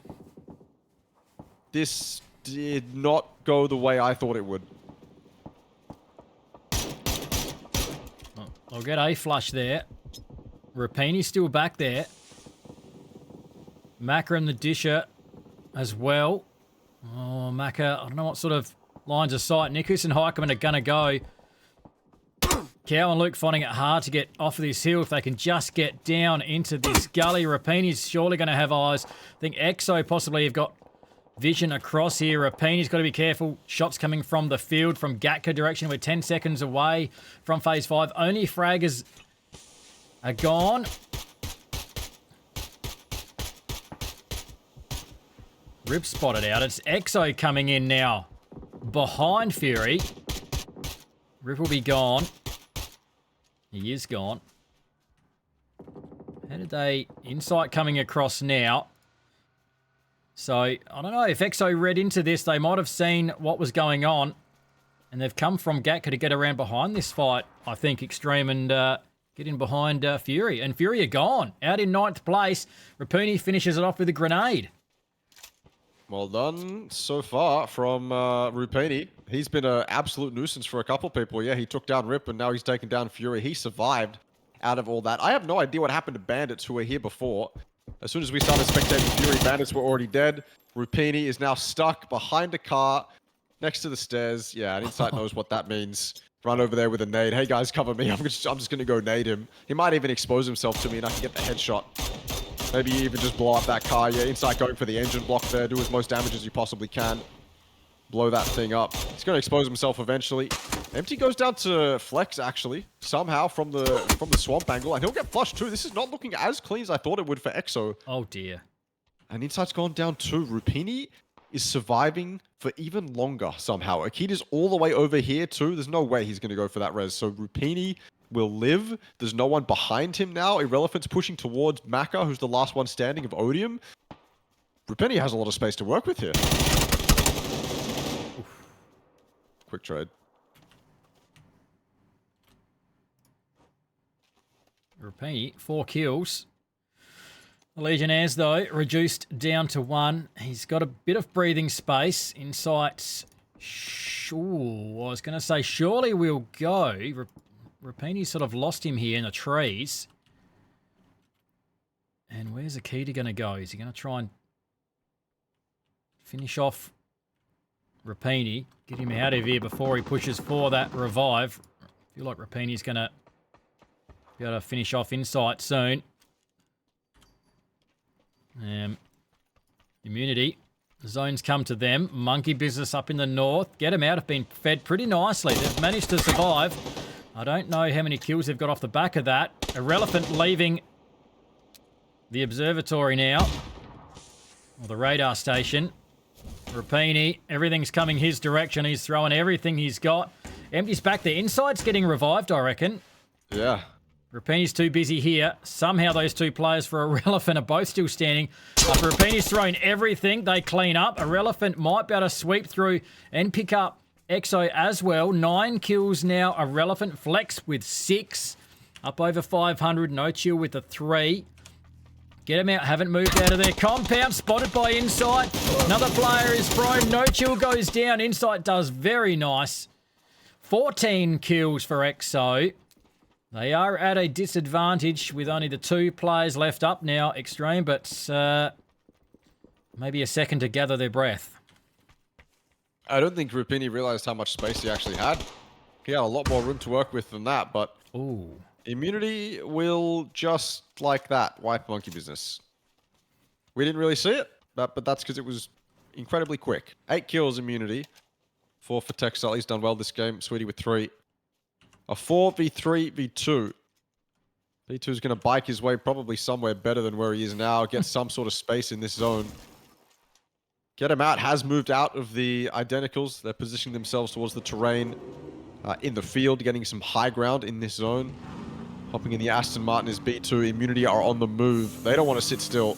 They realize how important it is to actually, maintain presence in space in a zone like this. I'll eat my words, though, because he just parked in a different spot. Either way, I think he's probably want to getting onto the roof or something like that. Either way, Sweetie's up here, getting some loot. He'll probably have eyes towards get him out. If they expose themselves, Sweetie could do damage, but he was just getting loot. He's going to back off. Exo still have space in this zone to maneuver around, especially if this goes towards them. I know it's unlikely, but if this goes towards them, I feel like they can play below them just a little bit. Especially if they have a car to work with as well. They brought 1 car over. Akita drove over here in a car. Yeah, they have a couple to work with. So Exo can survive in this zone. They can certainly play for a second place if they wanted to. There's cover for them to use. Get them out will be a bit of a nuisance, though. But right now they're just waiting for Circle. All these teams waiting for Circle. Whatever Circle does will dictate how we play the game. Sweetie's put himself in a nice spot underneath. Get him out, though. Exo could be a nuisance for him if he decides to push up, but he knows that. You can already see him looking towards Exo, so he knows his limits right now. And in a spot like this, that's crucial. You're playing for get him out to be pushed towards Sweetie, and it'll just be a mincer with the Immunity boys covering from far, and obviously they're just going to run straight into Sweet Soul if they push over too.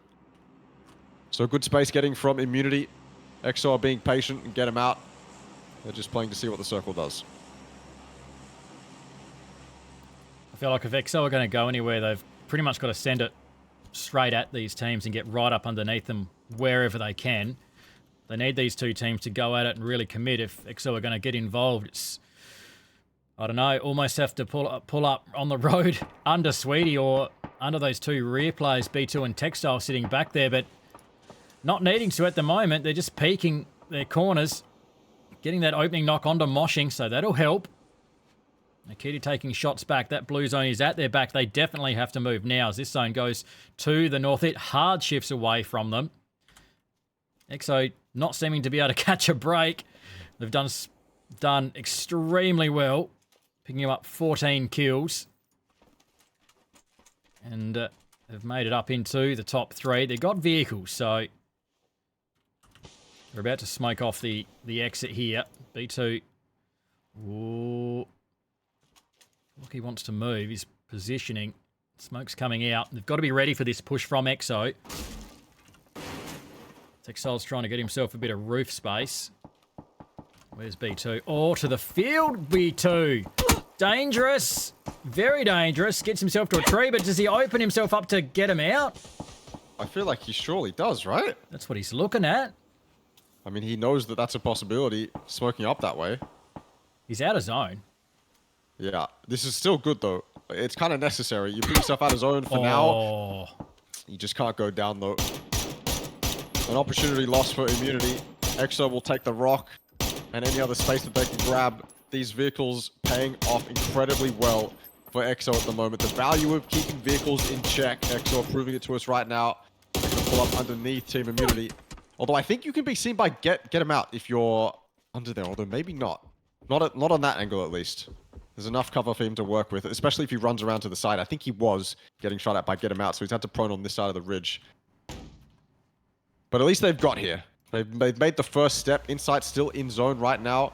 He's still got his car up as well, and Akita's going to be calling to him, hey man, I got space here, I'm safe, we can take a fight here, so get here if you can. But he's copped a headshot straight as he left the rock. A blue zone grenade to try and mitigate any more damage that Insight might take. It's good too. It's going to force Textile off. Insight's knocked himself, but he'll get rezzed. So it's all good, and I don't think Textile's going to take that opportunity because of the blue zone grenade. There's no reason to push across.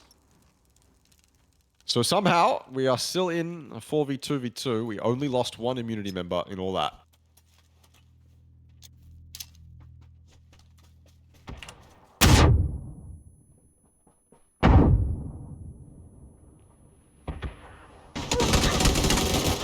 Oh, no way. Wow. Wow. Good push.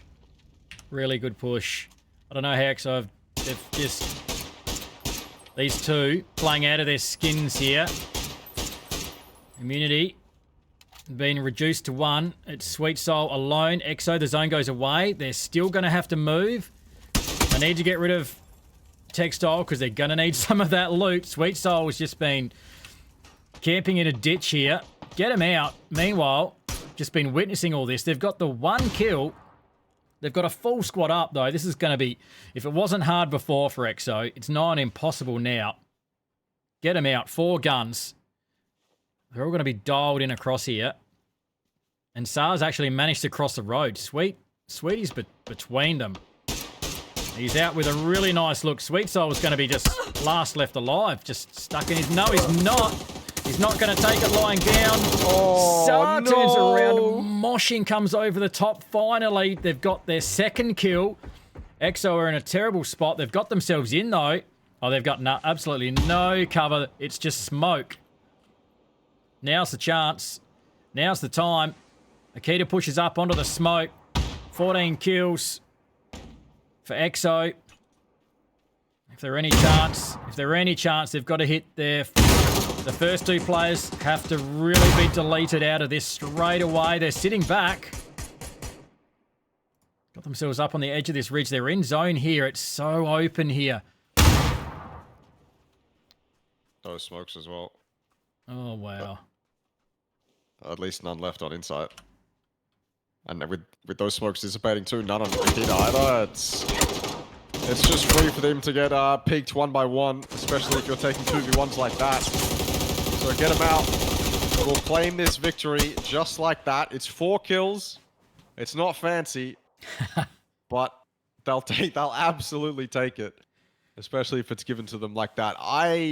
If I'm to nerd out a little bit on that that immunity control with Sweet Soul there. It indicated to me like they were committed to playing for get him out to eventually be pushed out of zone, and then obviously immunity would be able to clean them up nicely, and you'd have 2 immunity players back to defend against whatever EXO tried to do.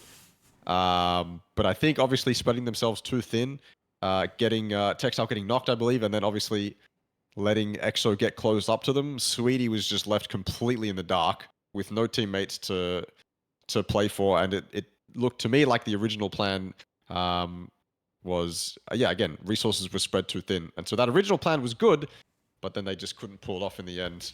And I thought honestly immunity would have a really good opportunity there, but yeah, well played from EXO to live for that long and get those kills, and then obviously Get 'Em Out did exactly what they needed to do to claim the win. Yeah, that hard shift really helped Get 'Em Out. You're right. I think you're spot on with that call. That immunity was sort of expecting the zone to push them out, but that hard shift went straight over to them and kept them in the game right to the end, and all it did was made things hard for EXO, but they just fought out of their skins to, one, get up and clear that compound from the 2 immunity players that were there, and then to even get out of that and still put the fight up.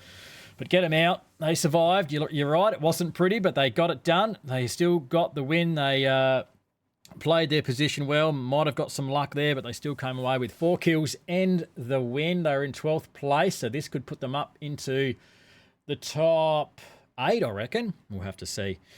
But yeah, big game from EXO. That's what we like to see from EXO when they're playing like that. That's yeah, you called it earlier in the game, bit of a glass cannon, and that thing went off that game inside an Emps, 6 and 5 kills respectively.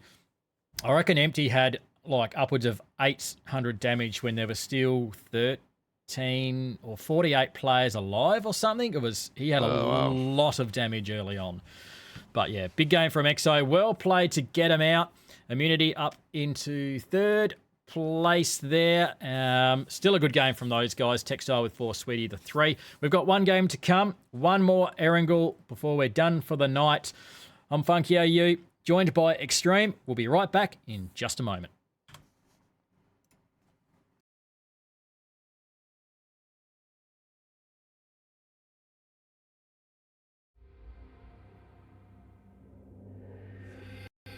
You said that I'd never make it far without you now, but look where we are.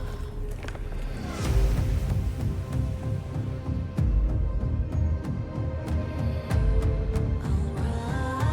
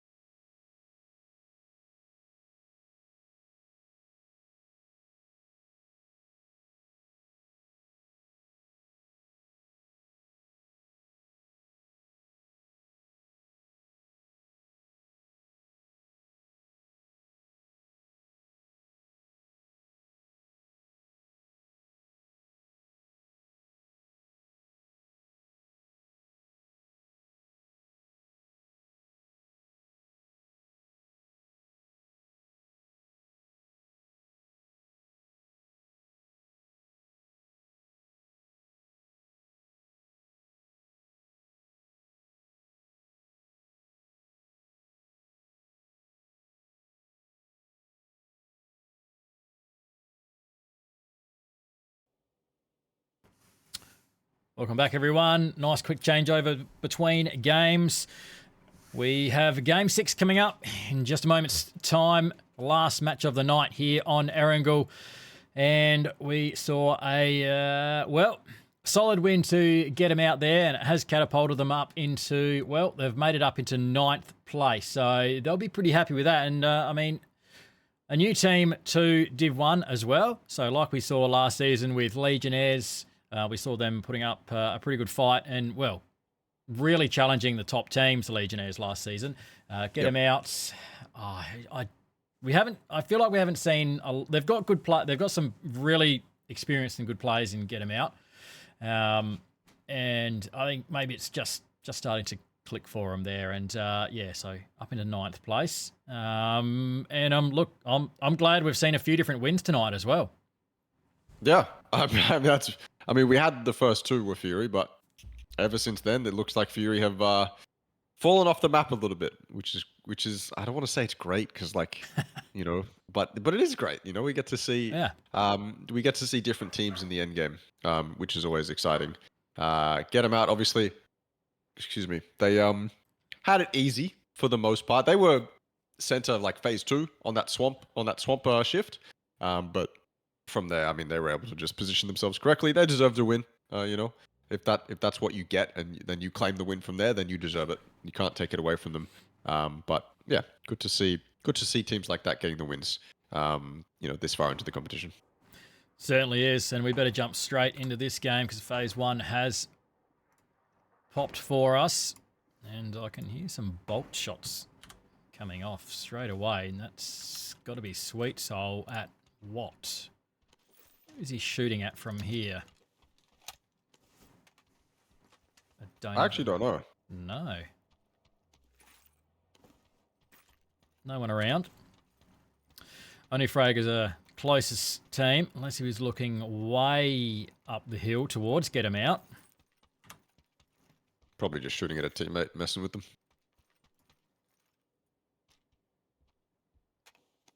What is going on here? This is a little bit too close for comfort. I would have expected... I think one of Pizzaris should have been closer to Ferry Pier. But they're all up in the face of Battle Bananas at the moment. It's a straight 3v3 just here. Yep. Both teams have got a player each that are off separated. They would have to know they're all close by. And how the other 2 players, Stone Noughts for Pizza and Nuclear Nadal, neither of them look like they're wanting to get across and support this. They're probably just looting as quick as they can. 10X are on the move in the background as well. So Nuclear Nadal surely has, so he's got the 3-wheeler bike there. Stone Noughts would have to have something as well. And if they can get Stone Noughts going, even slingshot him around behind these 3 from Battle Bananas, could be able to get themselves a nice opportunity to be able to pinch them out here. Although Broadbug himself just pushing down to the road. There's a buggy down there. Wobbly Wobblegong's the closest. Still looting, but I feel like he's not watching here too. Close enough. 10X are there. Oh, and Nuclear Nadal gets, chased down. Looks like it. Chased down, and Stone Noughts has got to be very careful here. Has he got a vehicle across here? I don't know if he does. Or has he been spotted? Don't think so. Oh, he absolutely has. No chance he survives this, right? 2 people drive-bying him? Oh, got to hit a shot. Oh. Silly Monkey was just sitting there. No, he was looking straight at him. Goes down. Stone Noughts goes. Right, so that's 3v3. Both lose their solos that weren't part of the fight, and Battle Bananas are actually going to be able to get some vehicles and disappear from that fight. So one of Pizzaris could get left behind to deal with this. Jeff could get caught out. You don't assume that that's the last guy, right, Jeff? Not a chance. He needs some cover now. They've only killed two players, and they were from different teams. Yep. Oh, Whiffy hit some shots.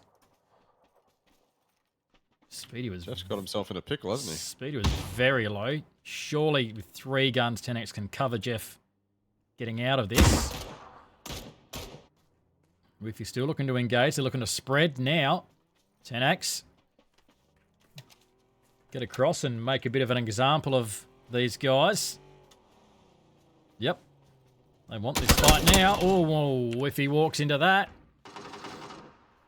And they're very spread now, the remaining 2 players. Although Wobblegong, maybe he's got an angle. If he can get around quick enough. Can't leave Wayne here for too long doing everything on his own. He's got 1.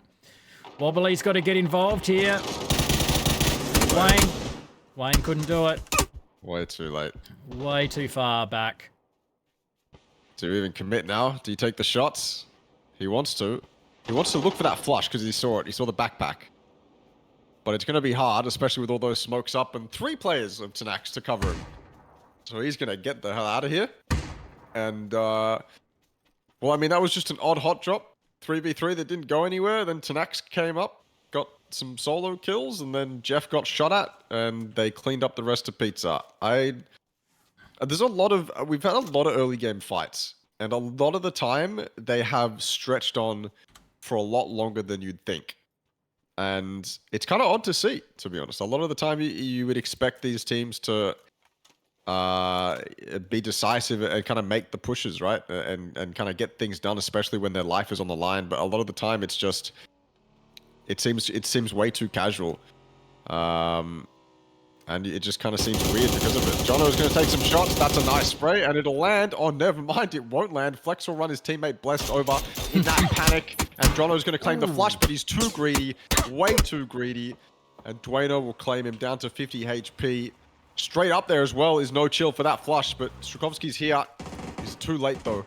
Wobblegong goes down to Jeff in the end. Jono is flushed, and Monkey Business has to get out of here now.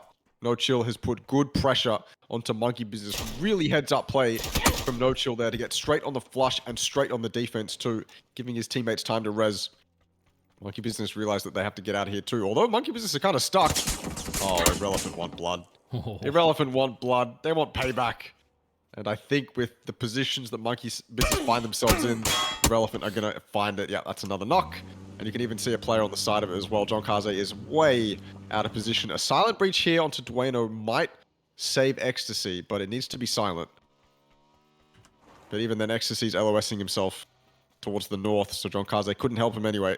It was silent, but now that Dwayno's left, nothing else to do. You want to shoot that, Ecstasy, although, never mind. No chill will get him. Oh, So dear. disaster for Monkey Business. Disaster indeed. John Kazi might yet survive this if he lets Irrelevant go and get across that bridge. And Irrelevant with all 4 up, 3 kills. We can turn our attention back to the mainland. Looks as though we're heading Gatka direction again, and then again Legionnaires are across there. EXO getting eyes down that direction from Everest. I feel like we haven't seen a fight on Everest for a while, but we'll go to Immunity as Textile sends it straight into... Oh, they're both there. Textile and Rems are both there and get pulled apart. Be water, my friend. And now, where's Move Like Swagger? He needs some support. The rest of Immunity are wanting blood after such a good game last game. Swagger's in a boat. In a boat? He's in a boat. Oh, he is. Coming from Watertown, but now he needs a vehicle. Boat's not going to cut it. Nah. So, be water, my friend, alone. Surely can't do it from here. Probably not. It's one thing mowing down two is they just pull up in a vehicle. Had the drop on them quite easily there. They're being pretty careful now, Sweet Soul and B2 for Immunity. You can see what happens when it's only 2 players trying to clear out one and you don't know where that player is. Sweetie and B2 are being very, very cautious. And if they had 4 to clear it out, you know, it would be the exact opposite. They'd be mowing through these houses. Oh, yeah. Trying to clear him out. But right now, especially without knowing his position, it's giving time for a move like Swagger to potentially get an opening knock to finish this fight off once and for all and eliminate immunity from this game, but he's going to have to hit those shots. He hits a couple, but I don't think it's going to be enough to knock them. They're going to get around the corner, and now that Swagger's opened up, it actually opens it up more for B Water. Maybe this is a time the comm should be made. They're both 50 HP. I tagged them up. They're under pressure. You should move off that. And he is making his way across the compound. Spots someone off in the distance, but he's not a threat at the moment. This is good. But Water is moving, which is exactly what you should be doing. You need to get a little bit closer. Swagger is going to give himself up just a little bit. 1 HP. You've got to go. Yeah, you have to activate now. Especially on that information. You cannot take this much time to get this done. Now that person off in the distance is a threat. Get him out of shown up. Down goes move like Swagger. And again, it just took too long. It just took too long on the side of Only Fraggers to get this done. And they'll lose the fight for it, essentially. I'm still not going to count this. I'm still not going to count Water out of another 1v2, but yeah, I mean, you said it. It's a different beast when they're both on foot shooting at you. I mean, he has got up halfway through the compound. He could catch them, but they're still being very wary. They know he's still there. Oh, Gets that's one. it. Gets one. Oh, no, he doesn't get two. It gets stolen away. Sar steals away that kill onto B2. Sweetie is very low. Pre-fires the corner. But he's not there. Yeah, and he hears him through the building as well. Prone's up on the outside. If he bounces it off that post, that would be ideal. This is too fancy. Oh, what? No. It'll get it done. But yeah. How did that... Sweet was so low. He was so low. He was low. Yeah. Proned I it felt out. like that was too fancy. I I feel like you just kind of just peek him and take him out, but he'll get it done. I thought he was well clear of that grenade. Did he actually bounce it off that post? No, he threw it around the corner, but Sweet was he did so too. low that yeah, it didn't really matter. Well, he's done okay. Only Fragger survived so far. If he can get out of here. Just as get him. Oh, multiple guns open up. Vehicle's taking some hits. The driver not as many. He's away, but he's also heading straight towards Panic. This is a better direction. Stick with this. More shots coming in. It certainly is. Surely you don't go down from here. You'll get away. Almost potentially being fed a crate as well, though it's going to fall in the open. But he'll survive for now. Only Fraggers live. Immunity, not so much. Let's go back to the south coast. What is happening? 10x with 6 kills now. Oh, that's good. That is good. That's excellent. This is a confidence builder for Tanax. They'll want this too to maintain position that top placement. With 4 up as well. Jeff's getting some loot in the blue. Irrelevant. Well, I mean, they've lost enough members for Blessed to call it quits and leave the rest of his team alone to die. And for him to go on recovery mode. So Tanax with 7, about to be 8 when Flex dies. And they've got space to move into the zone too. They can probably just park themselves up on that hill on the southern side. They're going to have to potentially fight Fury, although probably not. Fury have so much of a split that I feel like they'd just back off if Tanax showed themselves as a 4-man. A lot of movement on that northern side though. EXO coming in, Odium going in as well. Oh. That mansion that the water's in is just on the edge, so he'll be safe. But yeah, a lot of teams sending it towards the chopsticks.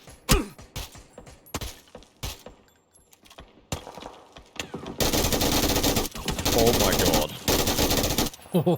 Oh, he gets it. He actually hits that.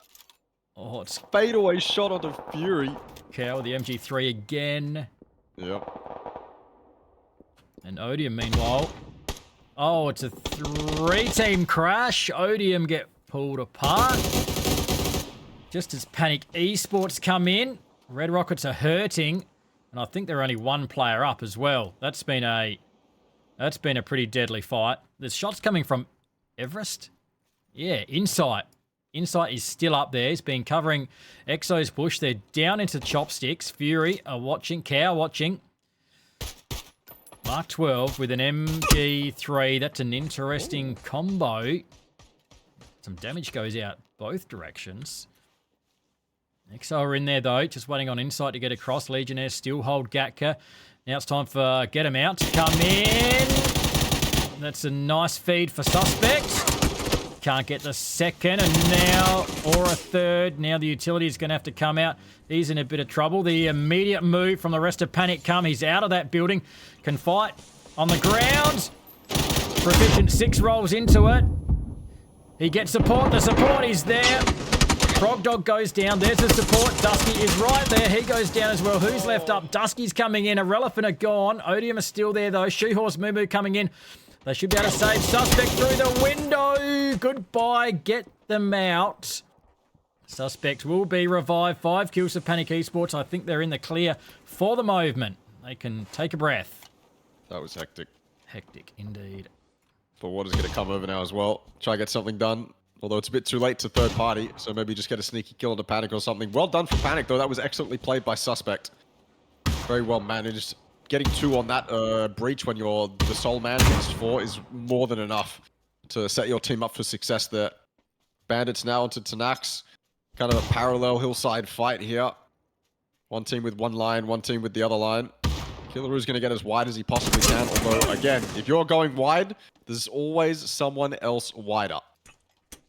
Sands is the wide one now, though, at this shack. And he's got high ground against that player of Tanax. Lucid Freak prone in the field. So as soon as he heals up and peeks over that door, he can probably get a nice knock from Killaroo. Down goes Jeff. IGL on IGL. Killaroo wins it. That gives his team space to move around the left. Miller is still in the compound. If you ask me, yeah, get out of the compound. Come help your team. You can back off this fight if you want, considering zone has gone all the way north, but there's not much space for bandits to play in that zone anyway. It would take too much time for them to set themselves up, and Tanax would come in behind them. Screw it. Take this fight. Killaroo's already got the opening knock. It's been res now, though, I believe. Rain is trying to get as far wide as he possibly can. Speedy K with another opening knock, this time onto bandits. Killaroo goes down. And so it's just back and forth. Jeff is still down, actually, and he's low. It's getting rezzed. If Sands gets this timing without the player wide hitting him, that's the opening bandits need. Rain is causing a distraction. Wait. Monkey business again. Oh my god. John Kaze from out of nowhere with 3 mortar kills. Out of absolutely nowhere. And that is going to help bandits tenfold. 3 openings for them, and it wasn't even them to do it. They are praising God right now. Tanax just got smited. Absolute death from above by John Kazi. That's what? Where? He's and he's a solo too. That's from nowhere. He'll claim one as well. Oh yeah. And 10x after starting so well. 6 kills they were for the loss of no players. Lucid Freak is potentially just going to be left to his own devices here by the bandits. They lost Sands in all of that. Rain comes in late, finishes with 2. Lucid Freak will be left, and Rain is out of there. John Kazi as well. Got himself 3. Finds a crate. Not much to take from that by the look of it. Getting back to the rest of it, and this one has gone the way of Gatka. So, Lab Rats out at weekend at Legionnaires in Gatka itself. Now, what happens? Is Insight gone? He was the last in for EXO, and it looks like he hasn't survived that drive in. Bandits could still send it into Chopsticks themselves. Lucid Freak finds himself some wheels, so he's on the move. So it looks as though it's a little bit of a stalemate here just for the moment. I already know who my MVP is, by the way. Oh, good. It's John Kaze, for sure. No way that guy's not getting MVP after that play. That was spectacular. You got to get. I mean, getting mortar kills is hard. You got to give it to him. A nice headshot from the water. Oh. He's been annoying. You got 1 of bandits, but no more. Yeah. 5 kills for Bandits on the edge. I said they didn't have much to play. This was the only spot I was looking at for them to potentially be able to play, but it's not that good and no one else is going to take it. So we may as well have taken that fight with Tanax and then moved into this spot, which is exactly what they've done. But now the zone's shifted away from them. They need their cars and they need to make a play, probably into the chopsticks. But they're just going to get ripped out of their cars. Dusky with 1. Can he get a second?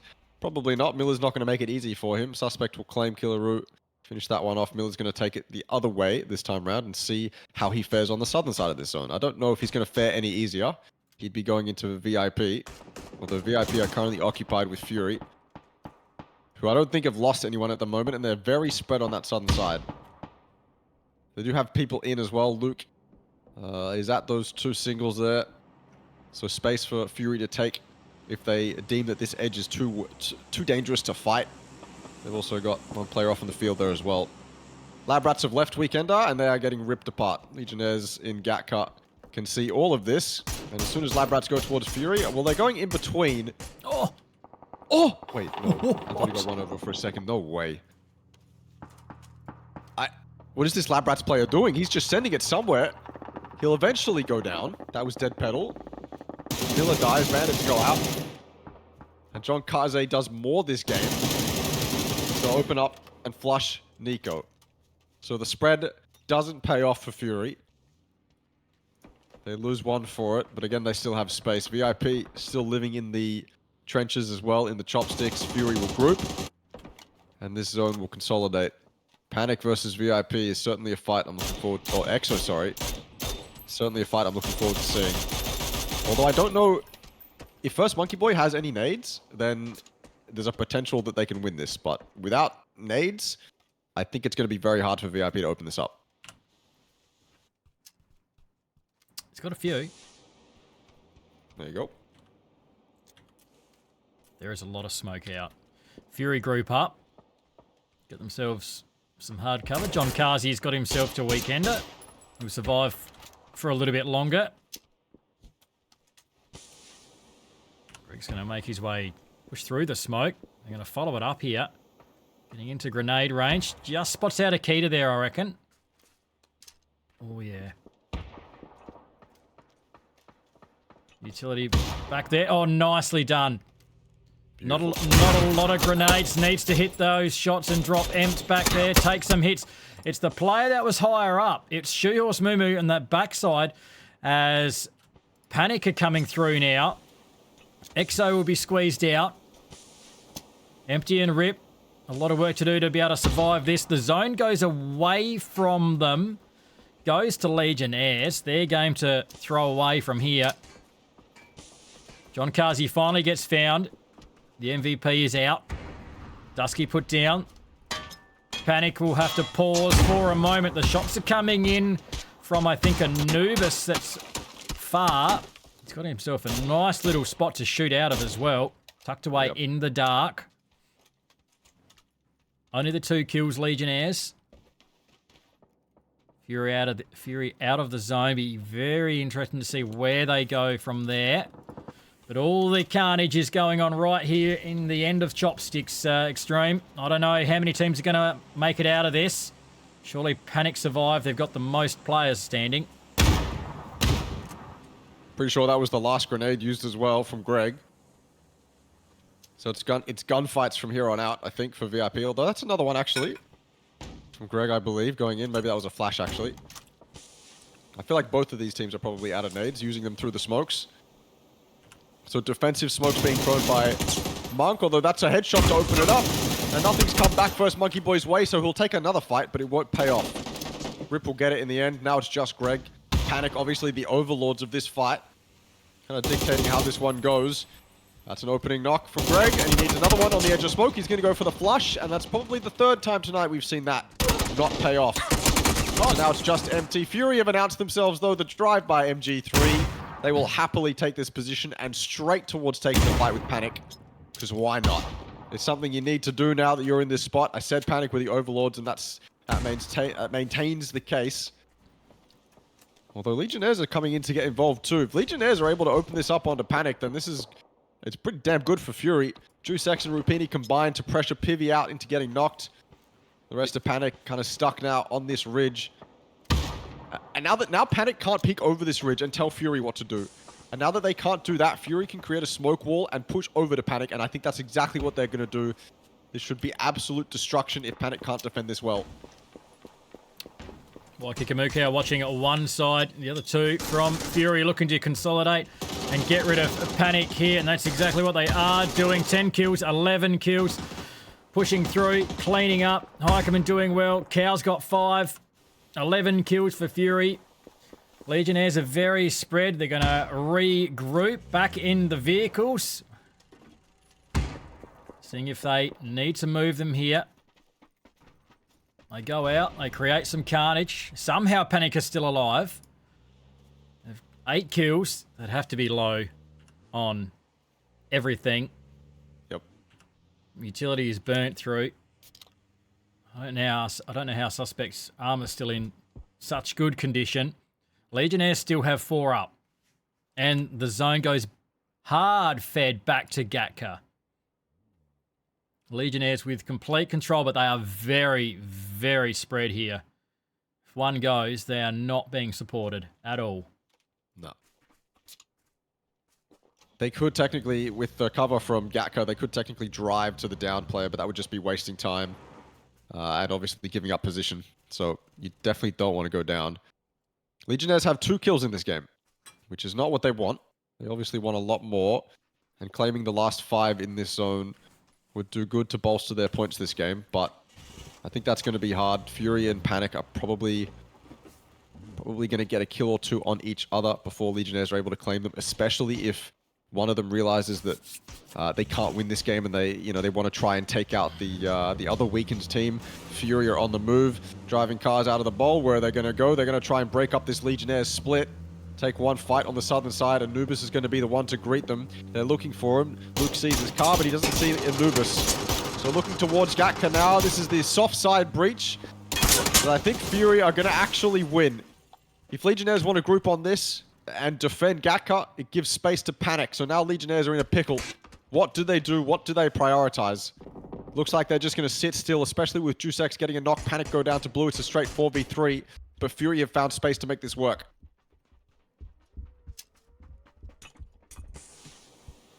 Legionnaires on the move. You hear the vehicles in the background. Panic are out of this fight. 4v3. Legionnaires have the numbers. Waikiki fighting out of that bottom floor. Still has a player above him. Got to defend off of all angles here to stop those players coming in. That's exactly what they're doing. Waikiki Heikeman. They've left the player on the top, although Baba Yaga does very nicely. Oh, is he going to pay the price? He is. Manages to get the flush onto Cow, though. Rapini and Juicex have to come in from the field, though, and so too does Anubis. Fury all have the hard cover now.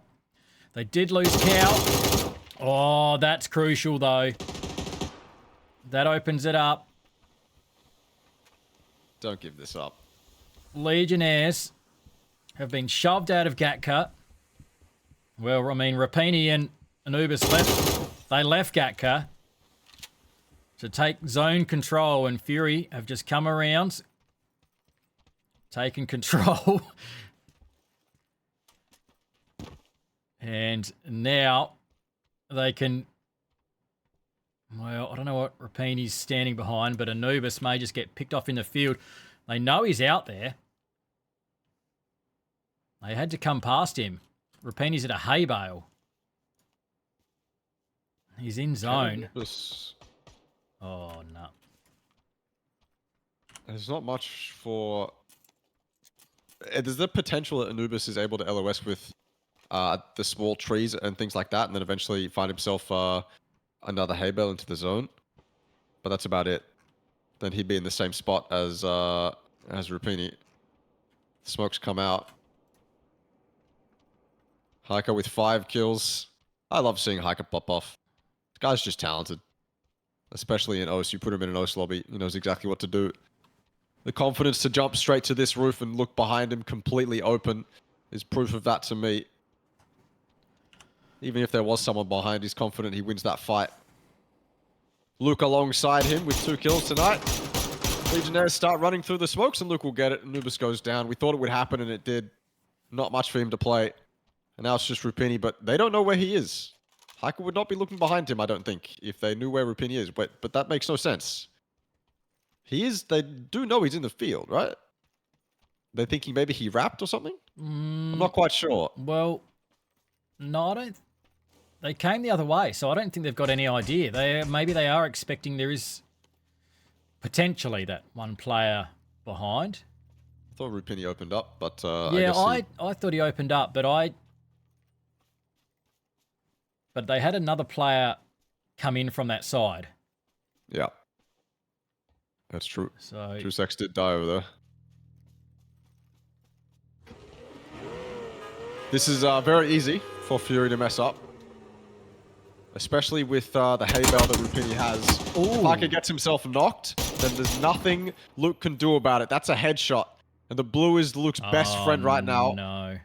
Yeah, it's going to push Rupini out right into Luke's open arms. And he's just going to shoot straight through the bush. And it's as easy as that. Rupini tried to recover it, but in the end, Fury, they made the rotate to Gatka, and they played out of Gatka incredibly well. Legionnaires, I feel like they could have done a lot more there, and with 4 kills, they probably won't be happy with second, but still, well played from Fury. Yeah, well played. They picked up the first 2 wins of the night, and look, we may have been slightly worried that it was signs of things to come, but no. Vikendi was the game changer, and then we saw the next 3 wins go to different teams, which was great to see.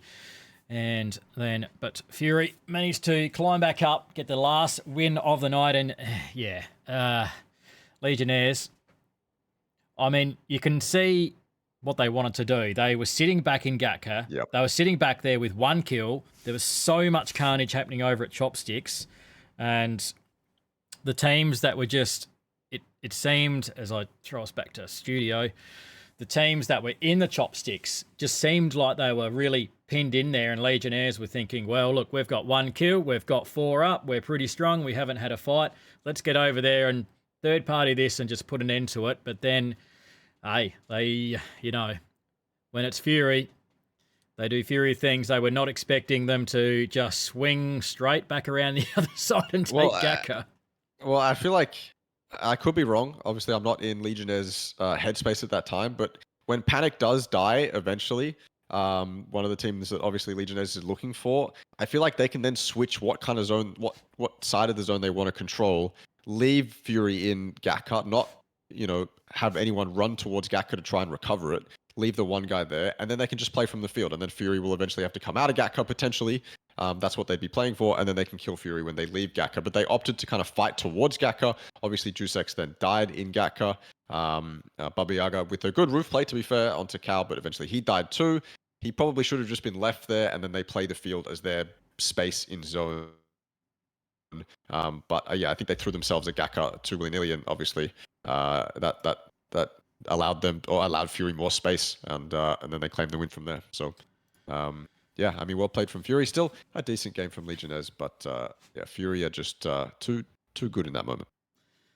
They really were. Legionnaires almost with that would have been their second win of the night. They picked one up on Vikendi, and we were sort of thinking along the lines that Vikendi might have been their map. Which if you do recall the last season, like Extreme Set, I reckon there's a couple of good clips off of Vikendi from Legionnaires.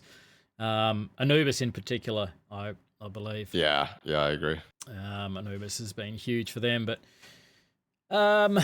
who else picked up the wins for us tonight? Panic got one, and of course Get 'em Out picked up the other one.